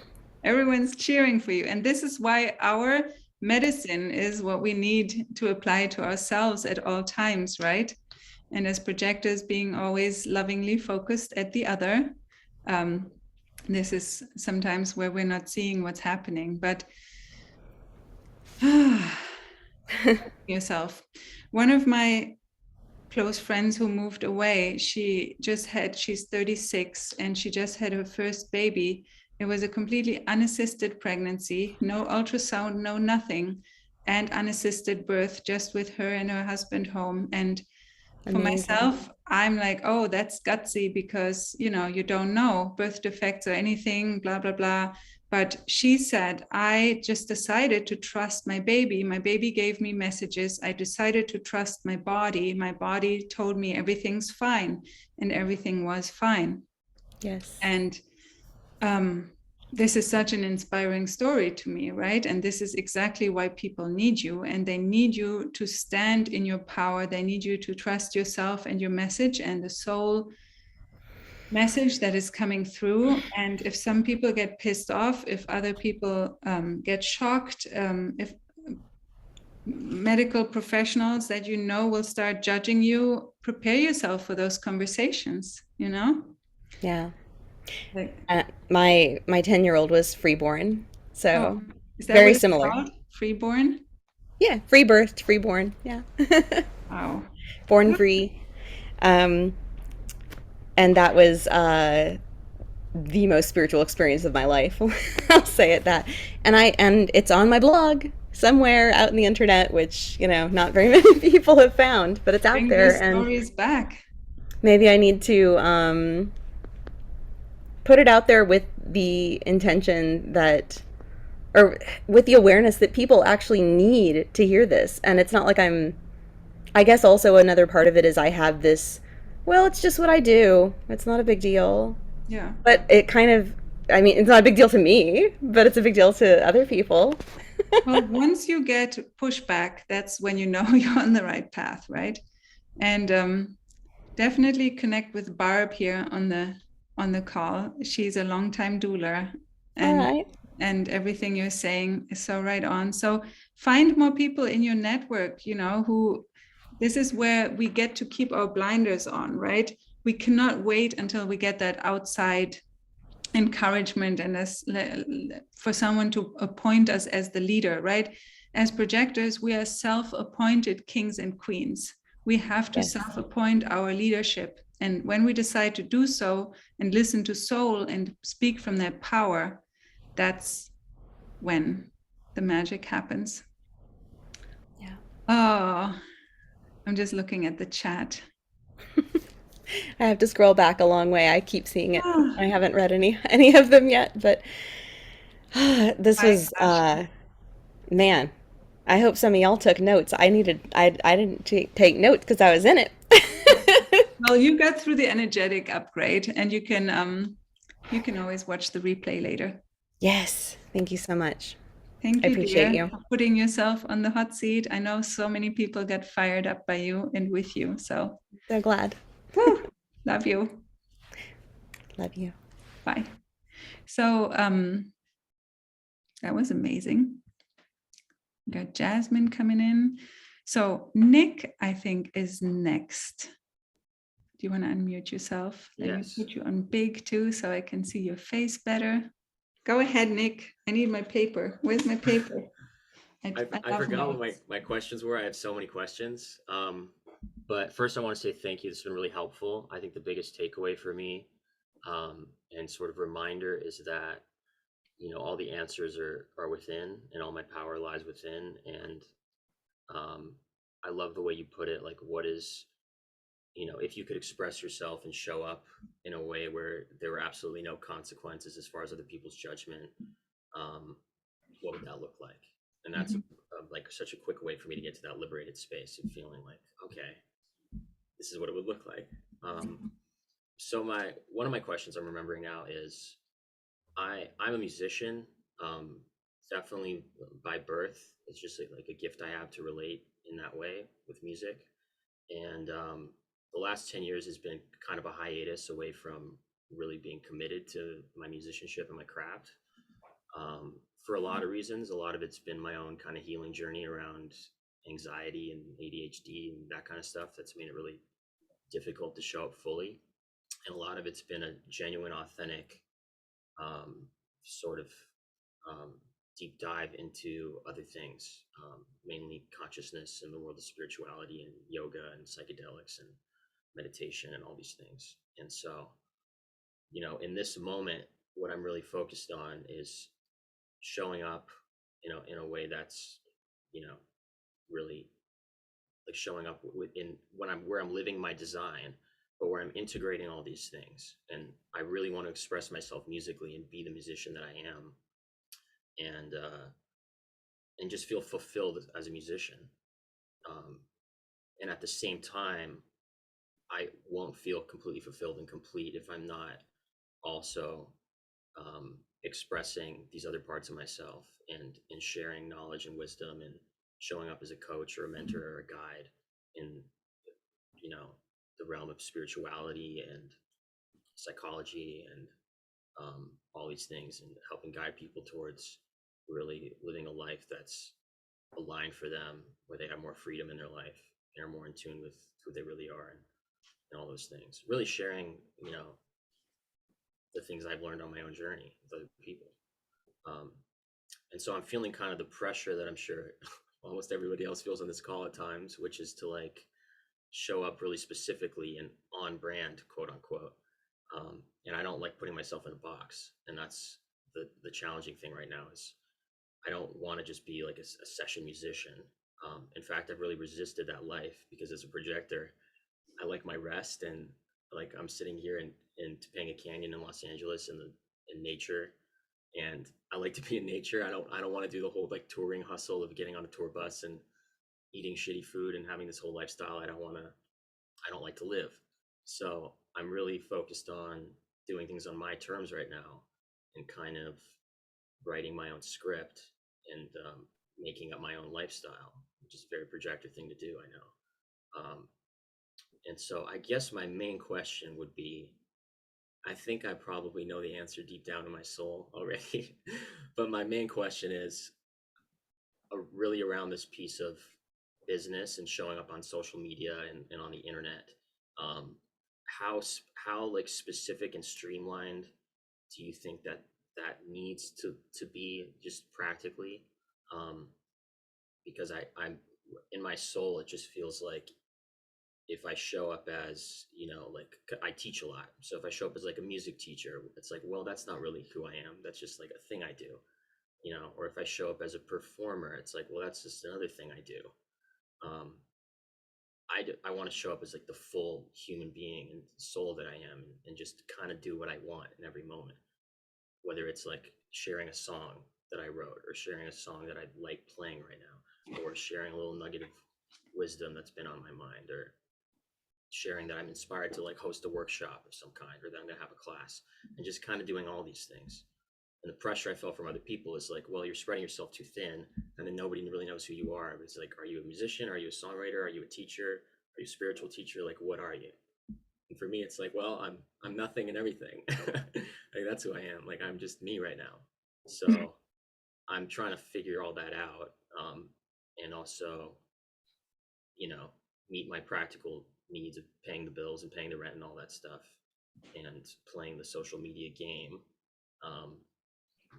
trying to make it all work. So love to hear your reflection on all of that and what you think. Okay. Thanks for sharing all of that. So you're in Los Angeles, you say? Yeah. I was just there. Where are you? I'm in Topanga Canyon. Topanga. Nice. Isn't that where all the hippies are? Just kidding. Some of them, yeah. I think there used to be more here than there are now, but I'm some type of hippie, I guess. The musician hippies.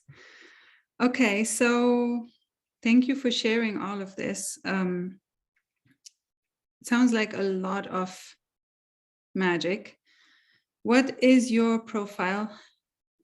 I'm a 4/6 projector.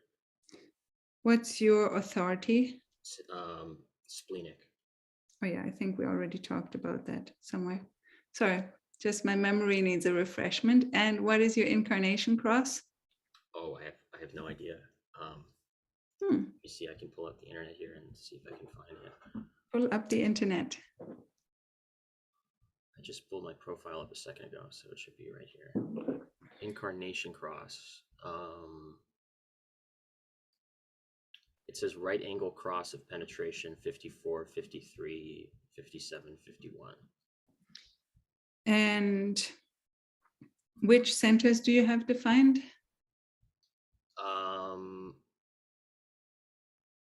Would those be the things that are colored in? Like it says here, spleen is, everything's white, I see, which I guess is open, except for the spleen, and then it says the ego motivation. I'm not sure what center that is. So what is your only channel that you have then? Is it the 2644? I'm not sure how to read that.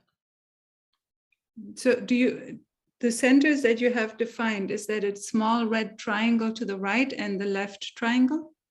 Yeah, looking at it, it's the triangle on the left and then the small one on the right, exactly. Okay. Okay. Everything else is open. And so you have the connection between those is the 26 and the 44? Yes, yeah. Okay. All righty. So you said you probably already know the answer deep down. So if you were to give me one, what would that be? Well, I feel most in my power when I'm really in my heart and giving myself the authority and the freedom to just be and say and do the things that I feel like doing in every moment, and trusting God or source, however you want to put it, in every moment, that whatever, is coming through that I can share and be of service, like in this moment, is like the highest thing that I can do. And so I love kind of being in that flow where like I'm in meditation, or I feel like playing music or whatever, and then that guides me to something else, and then I'm just in the flow, and not stopping that flow with ideas of I should be doing this or I should be doing that or I need to do this now. Like that feels really constricting and limiting, and I feel like it takes me out of my power. So what I like to be doing is just trusting my own flow, and usually that has me living the life I enjoy living most, which is playing music, making music, writing my own stuff. I love performing and playing with other people. I'm also very much a holistic health nerd, and I love cooking with other people, sharing my knowledge and wisdom around health and wellness, guiding people towards what's best for them.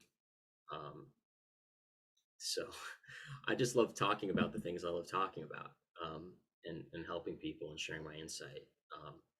And then when it comes to my expression, I love physical activity and I love music. So playing in nature, playing sports, making music, doing yoga, all those things. Maybe I'm Okay. stubborn and naive, but I just want to have the life where I do all the things I love to do, and I know that's possible. So just trying to figure it out. That sounds great. So all the things that you like doing and that you like helping people with, and the creativity that flows through you, and the songs or the music you write and the things you believe in, what do they all have in common, and what do they help other people with when you inspire them with it? They all have in common, I would say, bringing us to more joy and freedom and peace and connection to our own truth in our own hearts. I would say as a whole, I feel like that's really like how I'm inclined, is towards more peace and more love within my own being. And so everything else that I've experienced in my life, the healing work, things I've learned, things I'm interested in, have all been me tapping into those things that can help me create a lifestyle that help me arrive at more peace and love in my own being. So I would say, like, when I'm most in my power, I'm sort of an expression of sharing that, and helping people get back home towards that. Cool. And what symptoms in people's lives does it usually have when they're more in peace, love, and joy in their own being, more in heart connection?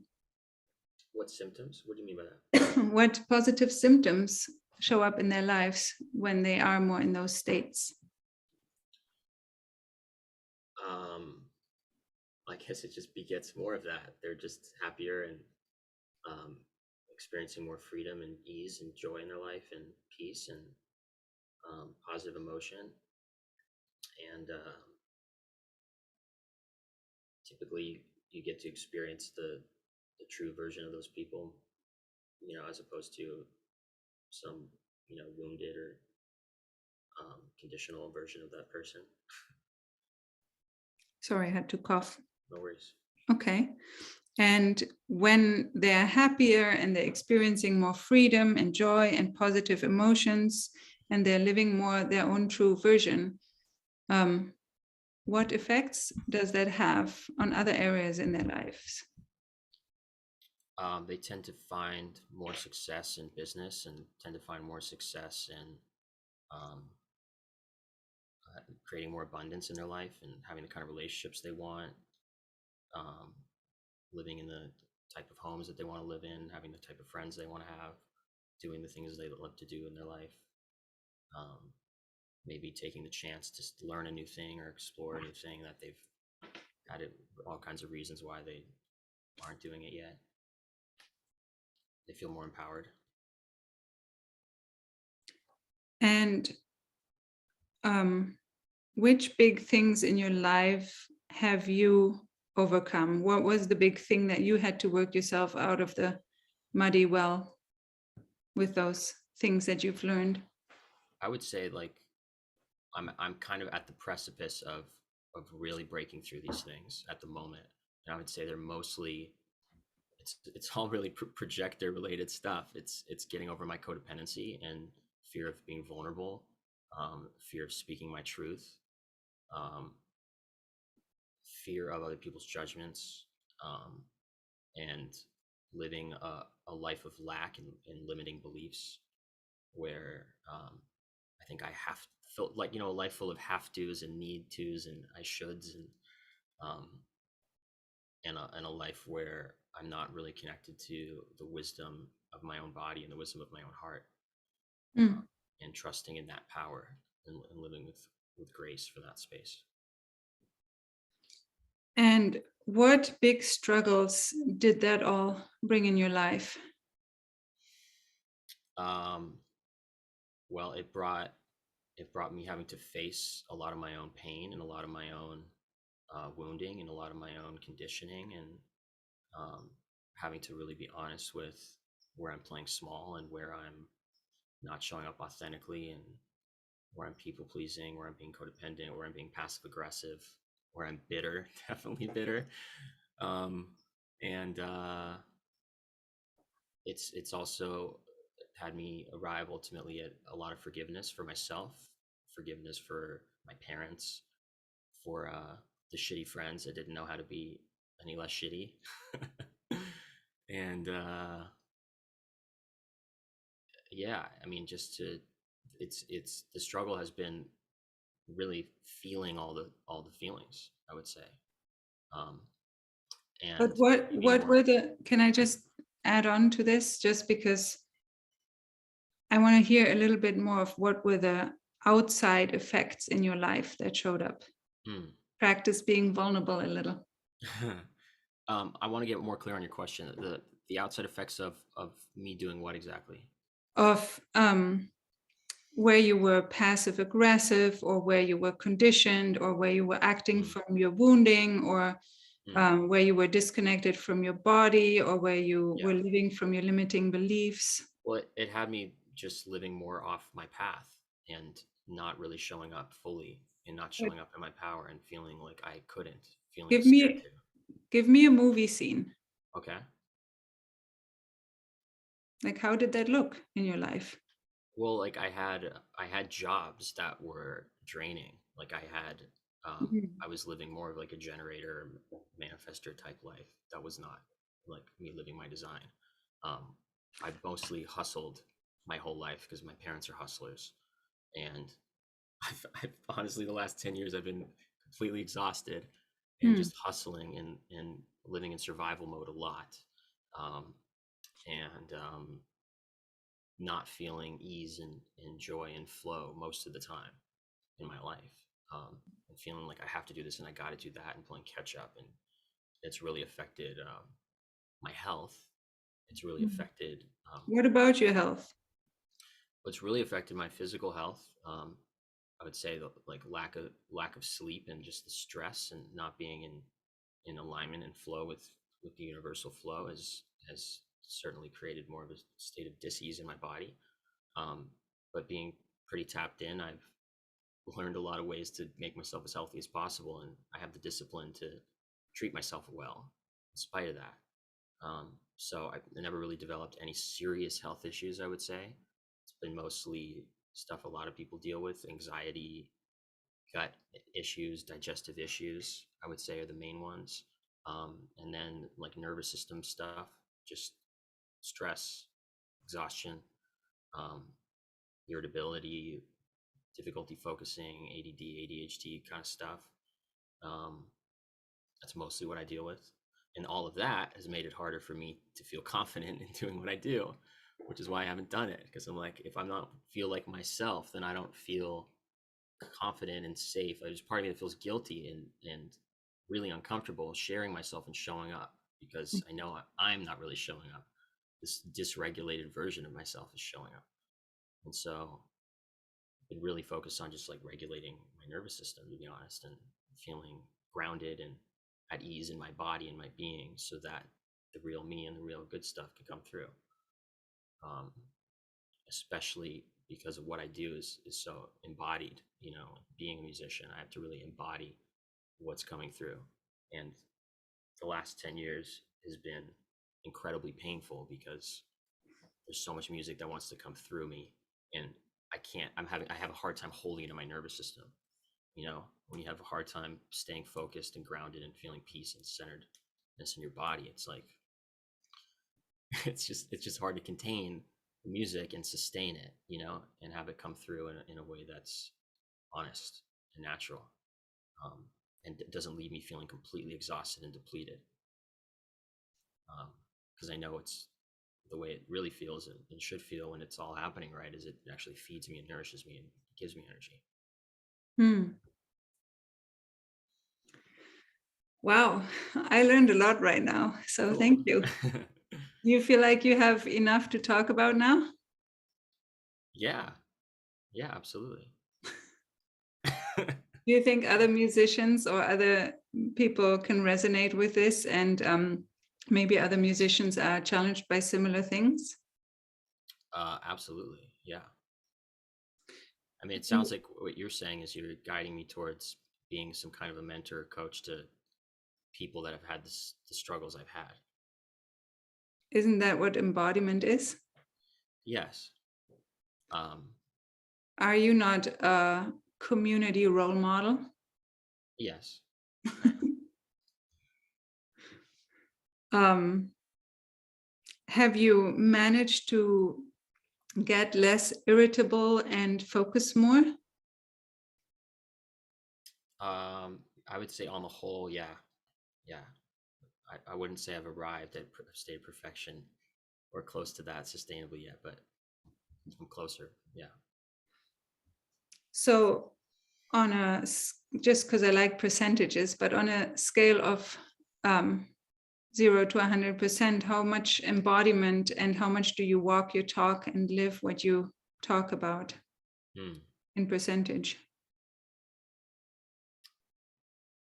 Well, I would say in my like in-person, person-to-person life, relating with people, it's very high. But as far as showing up publicly on social media and the internet, for example, it's not. It's probably more like a 4. Because I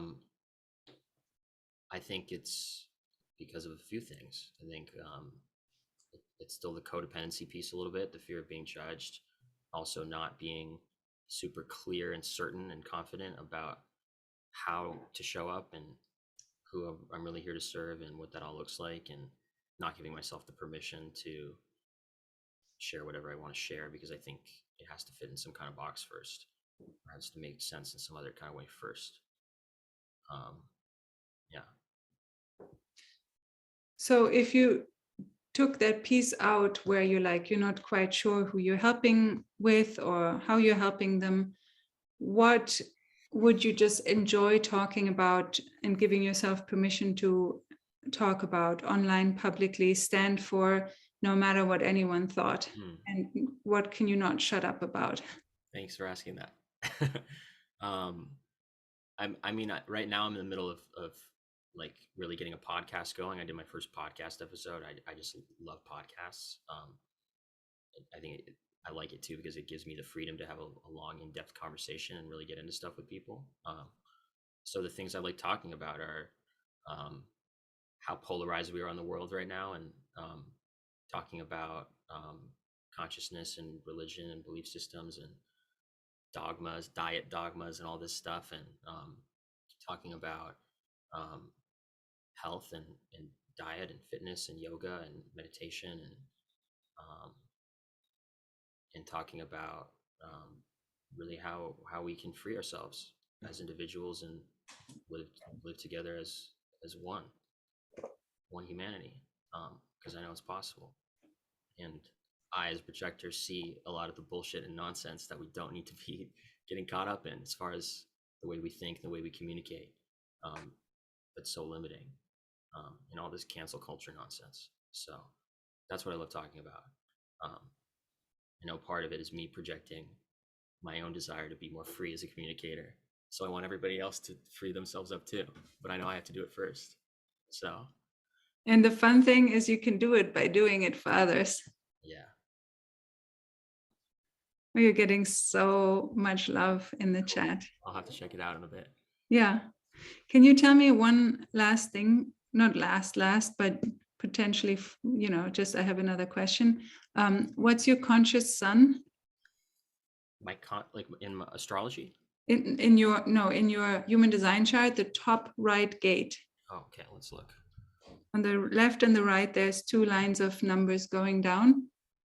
And we're looking that circle with white in it, when that one little black dot in it? Yes. No, wait. Yeah, that's the sun, I think. It says 54.4.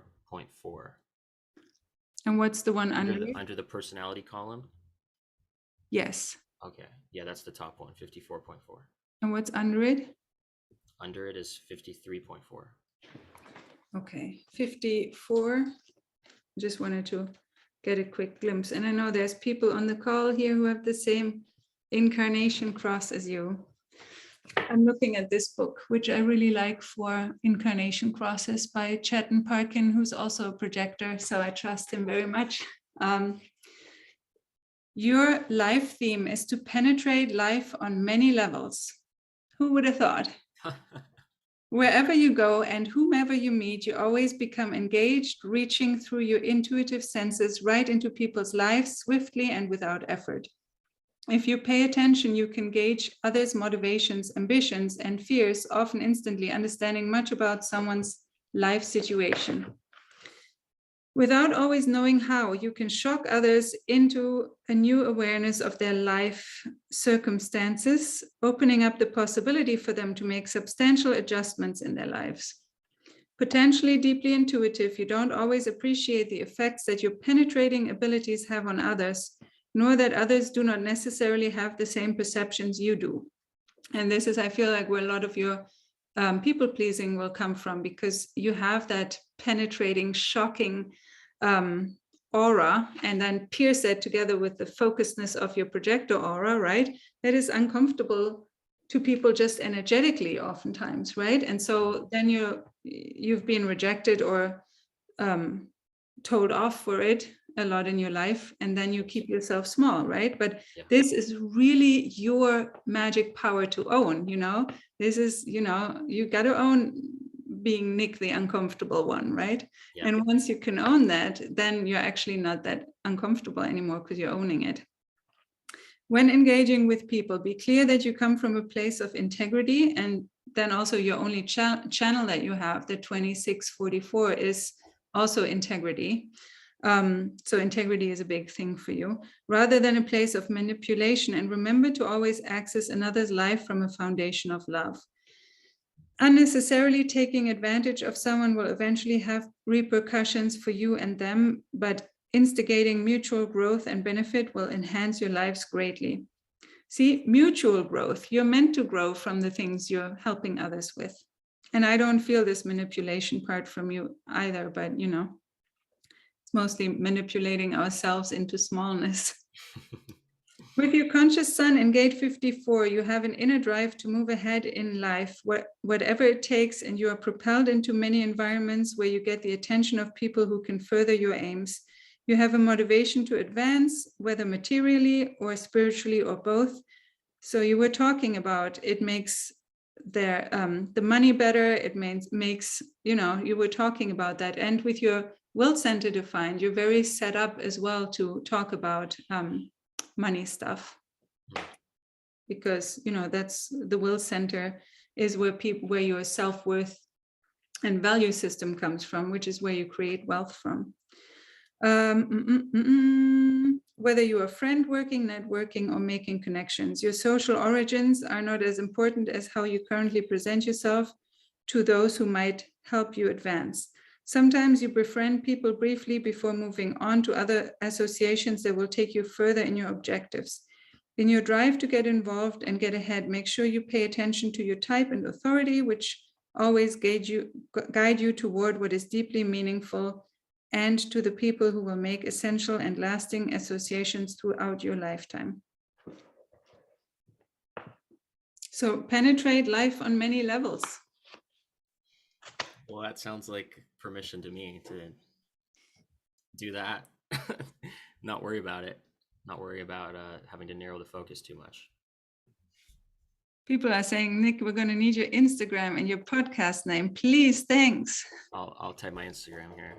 I'm really just starting to get active there, so stay tuned. I think that's it. Yeah. Cool. And Anna says that seems to be a perfect idea to connect artistry with everything else you do. Want to listen to that podcast. And also knowing, and I know that my friend who I talked about earlier, who had the baby unassisted, she's a master guitar teacher. And I know a lot about that starving artist archetype, and I know a lot of musicians and artists live in that archetype of thinking, and a lot of art and creativity is always judged for not being productive, right? And it's like, oh, you're doing what? You're doing art? Why are you not getting anything done, right? And then that stifles the belief that you can actually make money like that or earn a living, right? The starving artist archetype is really running out, but so many people are still hanging in it, right? And so you can feel into yourself if that sounds like fun to you, to support artists in that way as well, with all of the tools that you've learned. Yeah, I would say that as an artist, giving myself the permission to express myself in all of these ways, that comes from the same place that the music that wants to come through me comes from. It's just like the complete expression of who I am, even if it's not in the container of music. So it's nice to have this kind of confirmation. Excellent. That's why I love charts, because they just confirm what we already know. Yeah. And I have one quick question that I think we'll have a quick answer, I hope, because I know I'm taking a lot of time up here. if one is in the space, and I'm asking for myself here, if Not one is in the fun. space where making money is pressing, like right now, I'm feeling pressure as far as just making payments, and I'm really doing my best to try to not hustle and fall back into like old patterns of trying to be a generator or a manifester and make shit happen. But at the same time, I got to make shit happen.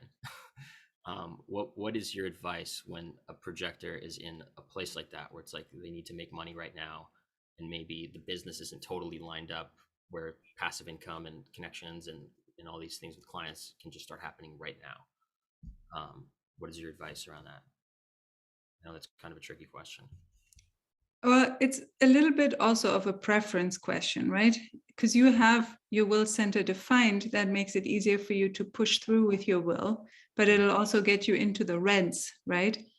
And easier than me. I have zero activation in my will center, and I was never one to work through the night for college or anything, right? Because I just didn't see the point.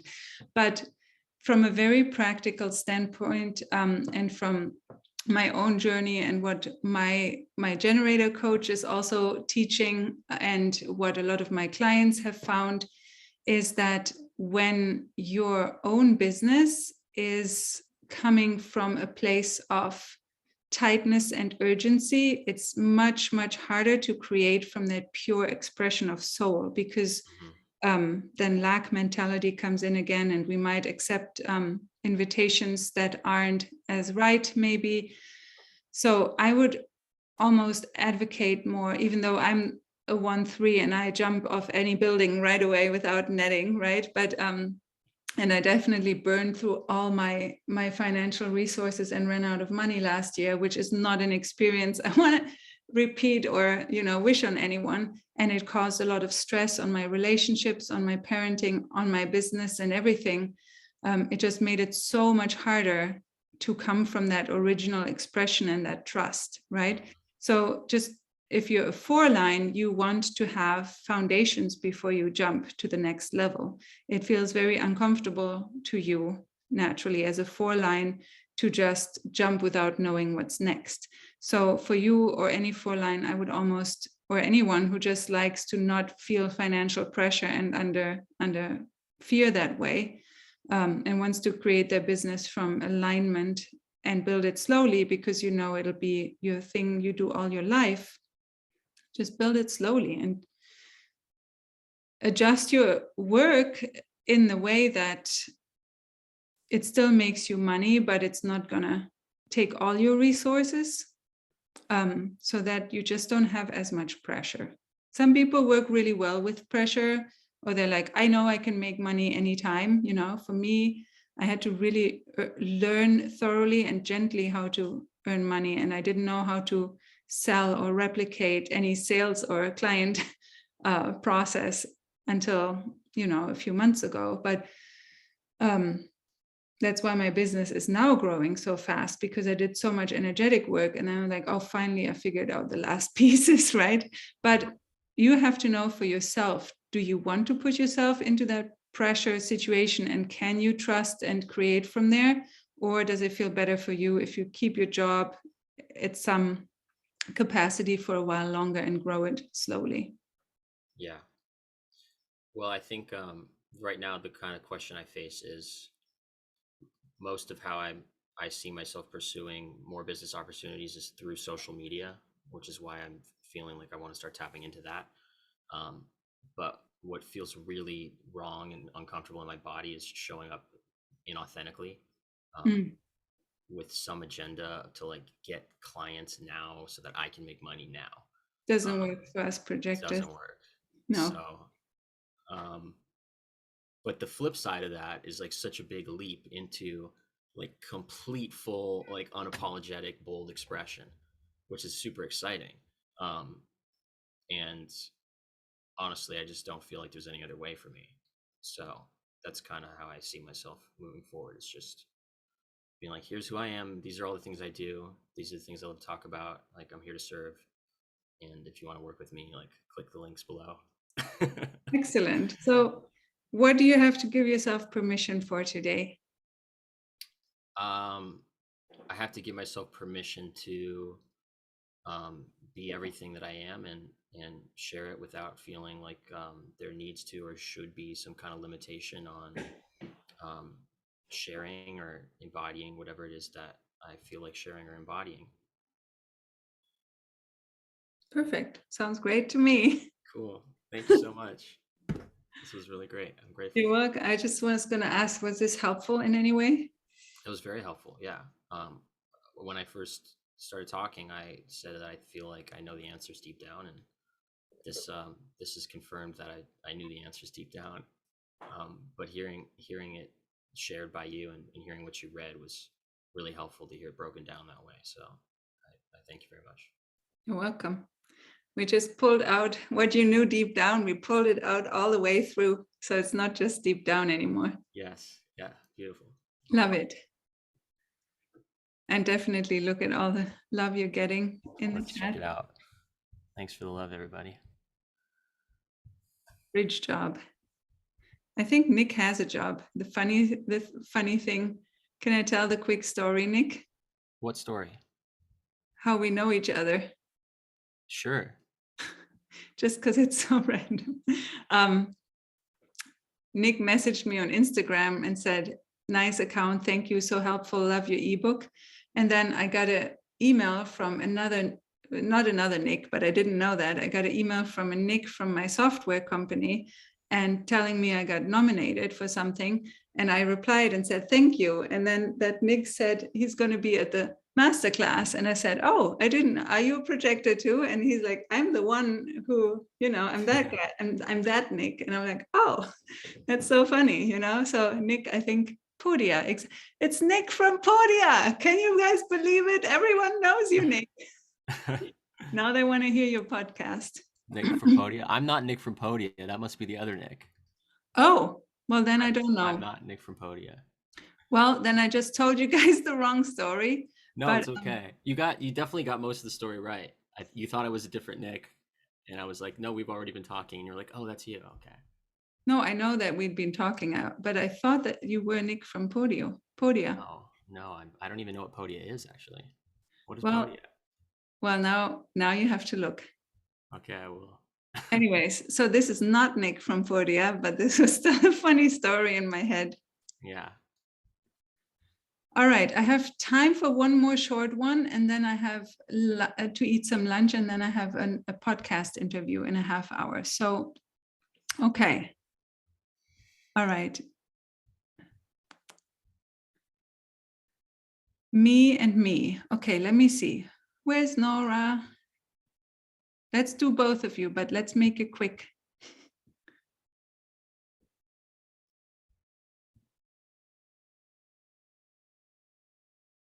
Nora, do you want to unmute yourself?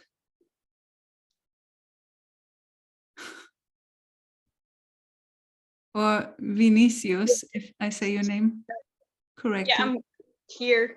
Oh, hi. Hi. Oh, it's so exciting. Thank you. Do you think we can do a quickie? I tend to talk a lot, but Okay, yeah. what's your design? I'm a 6'2" splenic projector.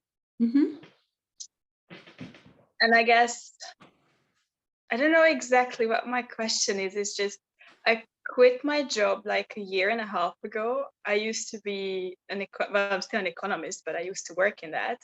And it took me a long time to figure out what I really want to do. And I know that it's coaching, but somehow like deep inside, I'm like resenting or like hiding, or when clients want to work with me, sometimes I feel like no, I don't know. And then they change their mind.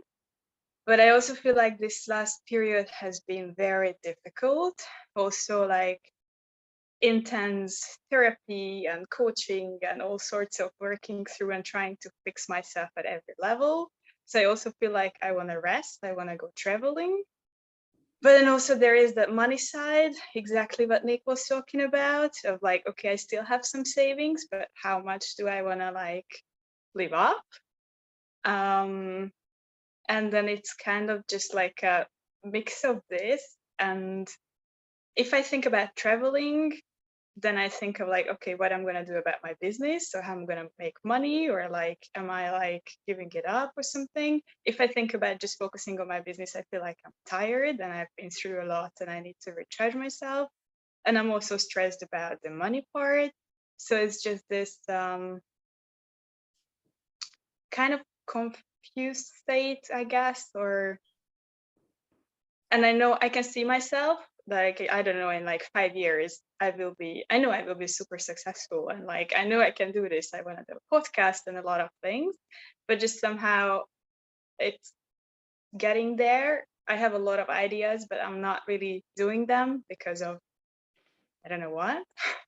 And also I'm based in Hungary, and sometimes I feel like, oh, if I want to do it in English, am I cheating? Or like, am I, because I want to make more money than just spending or like focusing on Hungary and Hungarian people. But at the same time, like, I'm meeting people here in person. So like, am I missing the opportunity here? Or it's just all this kind of, yeah. All right, that's a lot at the same time going on in you, huh? I know. All right. Okay, let's take a deep breath together. Hold on. Muting myself for a little cough. I don't have COVID. It's just from the talking. Who knows? Maybe I do have COVID. So, Nora, let's close our eyes together for a second and settle all your energy into your body. Let your mind empty a little bit. Calm down your nervous system. Take a deep breath into your belly and stretch it out.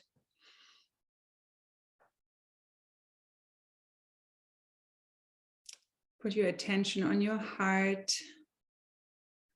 Ask your heart to give you an answer to the question of what does your body need right now?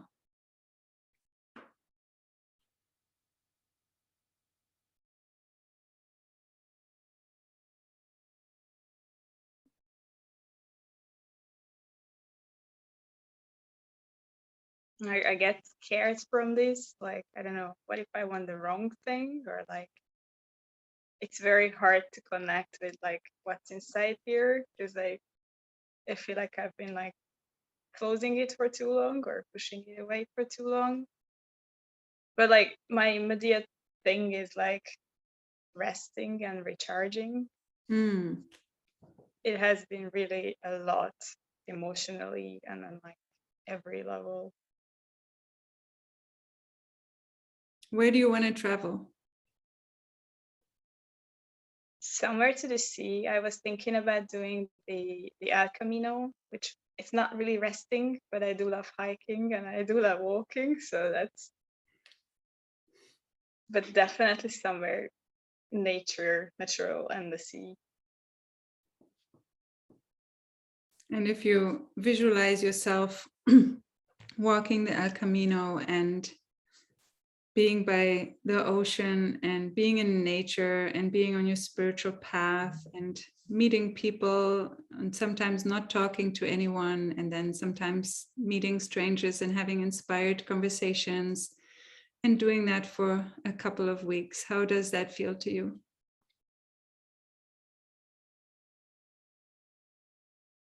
Like, very good. It's just making that decision because I know that what I'm doing is against what my parents think is right. And I continuously have like, I decided not to talk to them anymore, at least for a while, because like they're really hurting me. And it's taking the decisions for myself and taking action. I'm just really scared of it. Or like, yeah. Fear is good.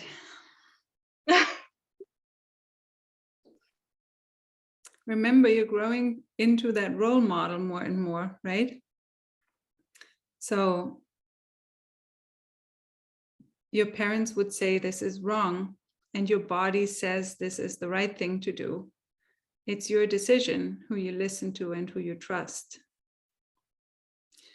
And it's your choice to decide that recharging and resting and traveling and doing this, what feels really, really good and necessary to you, will fuel you up in a way that bring complete clarity to you by relaxing your nervous system. I wrote that in an Instagram post recently too, because if our nervous system is in stress and in uproar, and if you're in fight or flight or freeze, or if you've just been through a lot, you know, you don't have access to the guidance from spirit, because that channel is closed, right? You have a hard time connecting to your heart and opening it, right? So if you want to work from that place of inspiration and source and soul and not over hustle, you know, sometimes that break and that healing and that integration period is so necessary, right?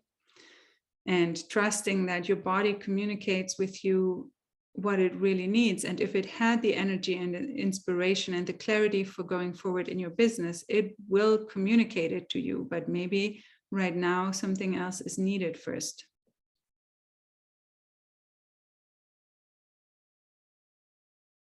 Then my immediate thing totally is that, like, okay, but what about the money? And then I get scared of, like, okay, do I need to, you know, if I spend that much on traveling, then I will need to find a job, and I don't want to find a job. So it's just, but I feel like I need to trust it. And I have been pushing myself for almost a year, because I wanted to go traveling last summer and I didn't.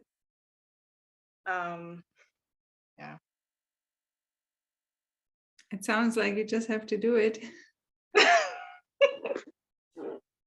But like, can you really trust it that you do something like this and then that will benefit your business? Is so unlogical or irrational and the opposite of the thinking part. Well, the brain is not here to make decisions, and the brain is just an empty piece of software that can be reprogrammed in any way that you want. Your true guidance always comes from soul, and spirit always has your back. So if you decide to trust it or not, spirit still always has your back, and your true guidance still always comes from soul, and your mind will only ever give you direction and guidance according to its programming, which comes from the external events and people in your life. So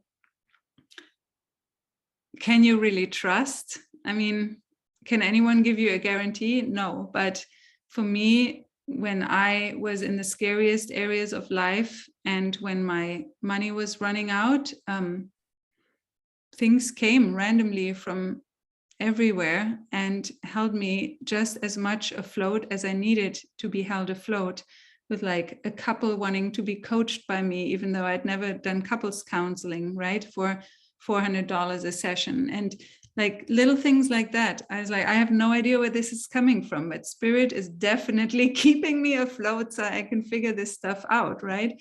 But being responsible with money and not being stupid with money is definitely also a good thing, right? But when we come from fear, we're usually not creating anything useful anyways. So who knows what opportunities lie on that trip, right?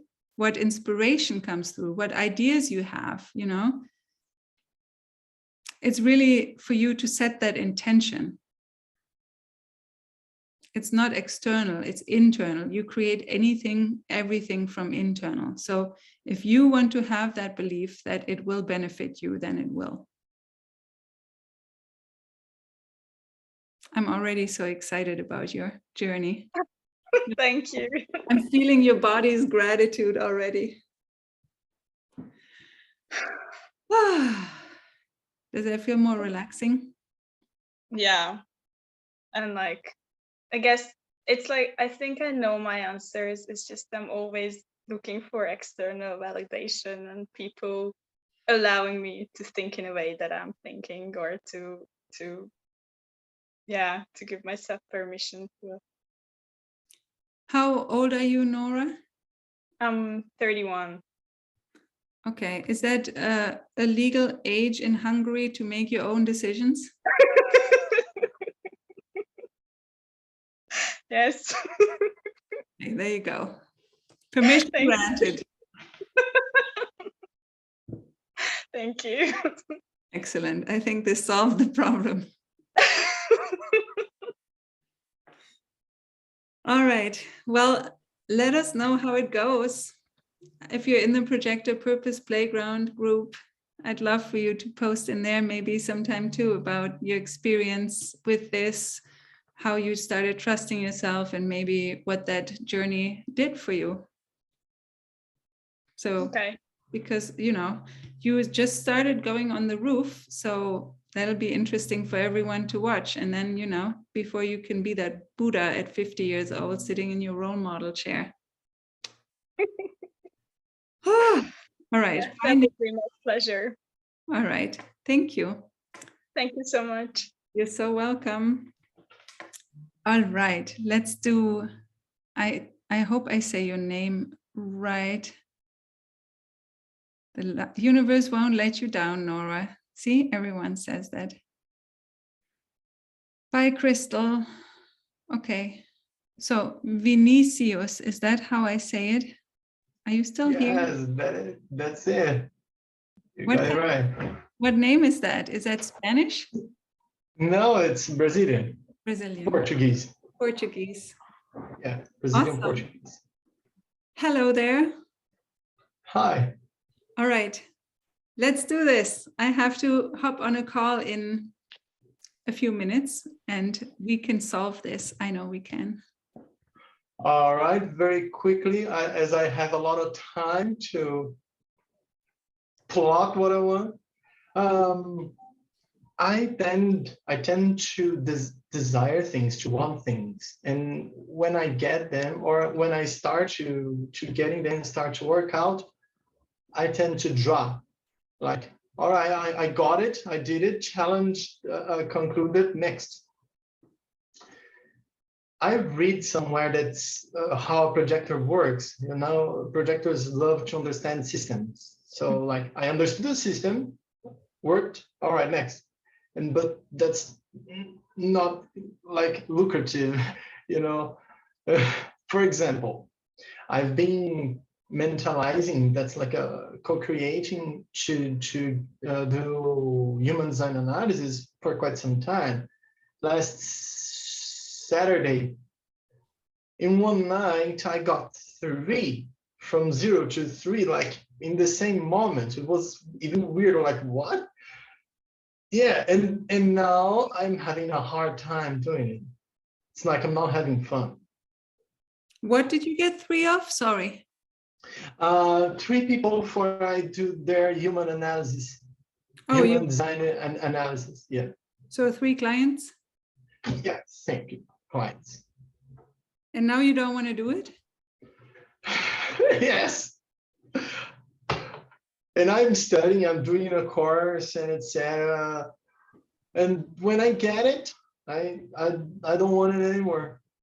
And it's been like that for a lot of things for a long time, and I'm tired of that.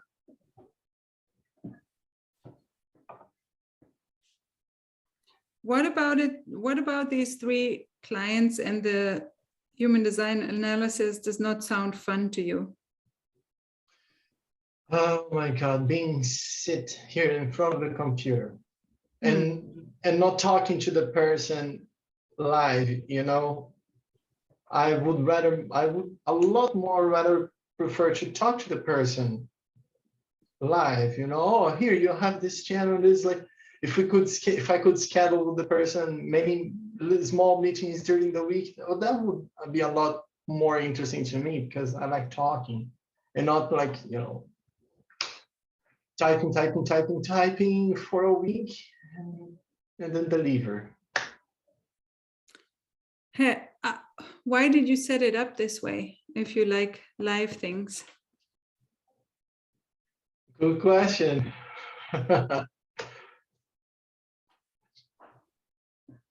Oh, I don't know. Like, I think in my mind that if I would sell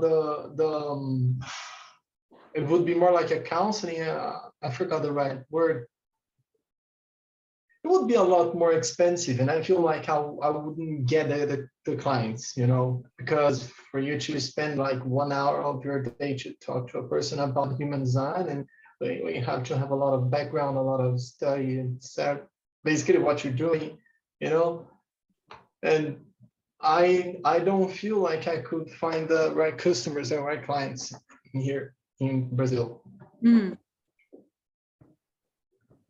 Because Brazilian people don't tend to go to self growth.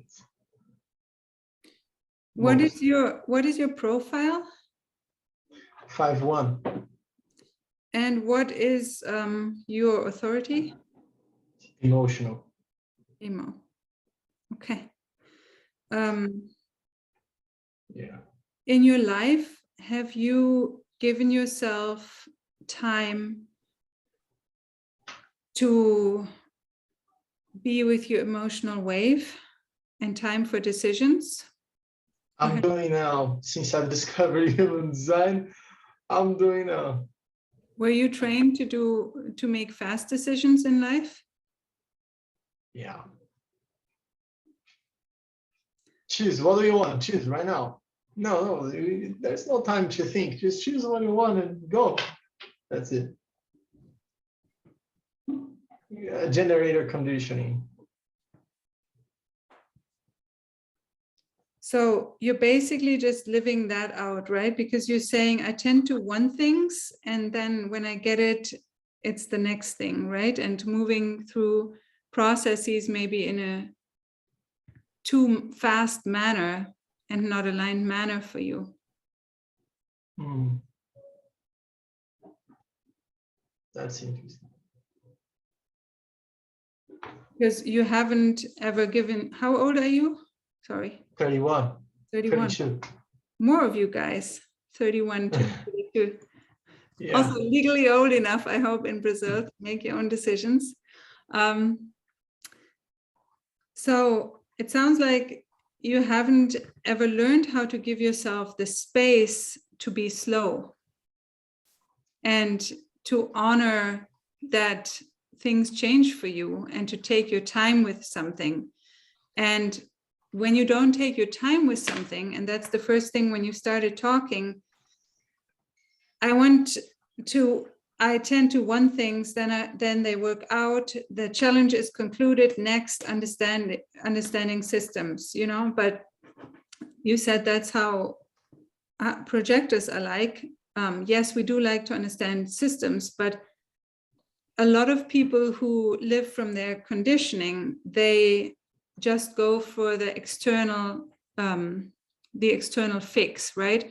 It's kind of like if you think about the dopamine fix of instant gratification, right? If you think about the dopamine fix of a social media notification, right? Oh, my post got a like, great, I can move on, right? Or more likes, right? But or the dopamine hits of online video games, right? It doesn't sound like you are creating things for the process and the feeling of them. It sounds like it's more like to get that dopamine hit from them of, okay, check, external validation, check, another one, and then you never feel fulfilled because you can never be truly grateful for anything. And it's not just a projector thing, but it's a human thing. When the instant gratification process has been so normal, right? Nothing can happen fast enough. And then what's the next thing, right? As opposed to being present and really aware of what you're doing right now and putting intention and your heart and your soul into it, right? That's a very different process and just something that you can put more attention to if this resonates with you. I don't want to keep talking until I know if this is landing in any way. No, it is. It is, makes a lot of sense. So you can also look at other areas in your life where you're set up for or conditioned to, you know, where do you need things to happen fast? Where do you not have patience? Where can you stop more to say gratitude? Okay, look how far I've come. Look how awesome that is. I have 3 clients who want to hear from me. How grateful, like how can you condition that gratitude and that being with something a little longer, right? Not just jump, jump, jump, because if you're in that kind of space, then nothing will ever feel fulfilling and gratifying to you. Exactly. Exactly. These clients, well, I wanted to participate in a meditation on Saturday, but I don't have international money, so I couldn't pay in dollars. So I exchanged the meditation for a human design analysis. And the other two they are a couple I met, you know, some weeks ago, and I was talking about human design and then showing how the centers and the things they work, and they were like, "Oh my God, we want an analysis," and they just asked it for. Well, that's awesome. Yeah. And I think what your homework could be, if this sounds helpful, and it's very much it's the rock star analogy, right? If people, so many people say, I want to be a rock star, right? But then they don't, if they knew what the process is of being a rock star, the day-to-day life of being a rock star, then they wouldn't want to be a rock star, because they're just seeing a rock star earns a shit ton of money and gets big stages and gets to perform in front of big stages and gets drugs and rock and roll, you know, and has just the best, funnest life. But if they knew that to get there, to be a rock star like that, you have to love practicing for 10 hours a day, sometimes with your buddies or with your band in a darkened room, and going over things in music again and again. And Nick could probably talk more about this, right? Or having fights with your bandmates and figuring things out, right? Staying in the game and being completely disillusioned sometimes and working through writer's block, or what if nothing comes through, or the struggle of having a successful album and then the pressure of needing to create another album, like that inner work that has to be done, right? All the parts that are, you know, you have to love what it means to become a rock star, not just want to be a rock star. And so for you, your homework can be, and I think it might be very helpful for you to figure out what is the thing that you actually love the process of, right?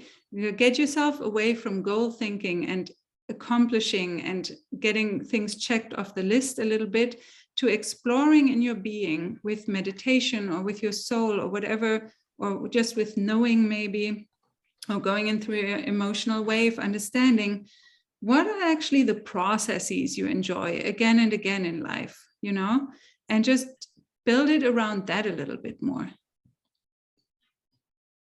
Does this make sense? Yeah. Yes, it makes sense. It's something I've been thinking for a long time ago, for a long time. That's it. Thanks. Well, I know this is not a fast answer, but it's just something where you, inside of yourself, you grow your awareness over time and you start cultivating it like a garden, right? And you feel like, oh, maybe I actually enjoy cooking. I don't just enjoy that the meal is ready and I can eat it, but it's actually a fun process to cook, you know, or whatever it is, or having conversations with strangers on the internet about subjects that enrich both of you, or going for walks, you know, just explore more and feel into what is actually fun for you, just doing it for the sake of doing it. Got it. That's what I want to know. And I hope you let me know in our group, in the Projector Purpose Playground, if you're in there. I hope if you're not yet, then go in there. How do I get in there? It's a Facebook group. It's called Projector Purpose Playground.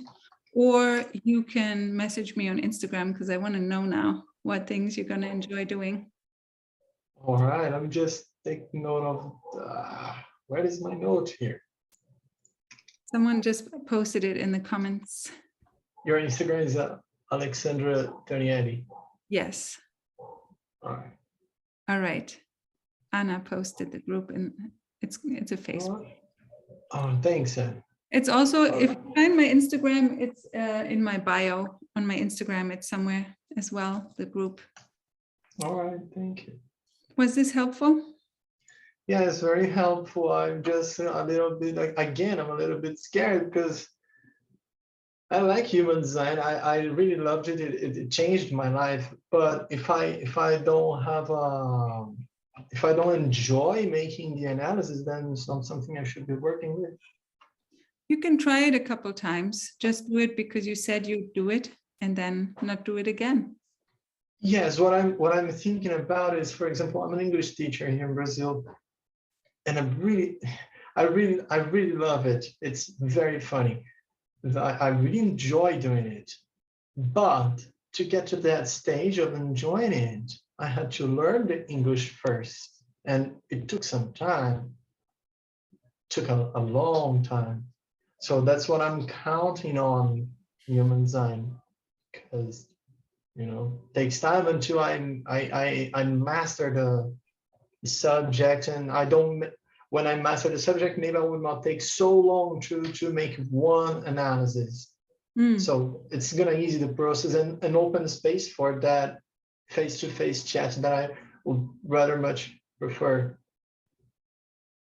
Well, how about you just do what you love doing, even if you don't get paid as much as you'd like to get paid yet? Can be too. Because then you at least get to practice a little more what you enjoy and can be more in that space. Yeah, I'll give it a try. Okay. Thanks for the Thank tip. you. I hope I get to hear what comes out of it. And I have to hop off now because I have 1 minute to my interview now, and I have to at least pee if I didn't even get to leave. Oh my God. I just Thank love you so doing this much. stuff. No, it's I just love doing these hot seats, and I'm so happy for all of you guys being here, and for those of you who could stay until the end, amazing. I hope this was as amazing for you guys as it was for me. And like I said, if you feel like joining us in the Projector Business Academy, I'd be honored to guide you further. Or if you're looking for private guidance, I have probably maybe one spot available right now. I have 5 or 6 private clients right now. It's super fun. So I have to figure out just how much space there still is. But yeah, I love you guys. You're all amazing. Thank you for your questions, for your comments, for your participation, for your energy, for seeing each other, supporting each other, and just for bringing your projector magic into the world. And I'm sending you big hugs. The replay will be available soon in the membership login or immediately in the Projector Purpose Playground group. Big hugs. 3 hours of bliss. Did we 3 hours? Oh my Lord. Love you guys. I gotta pee. Bye.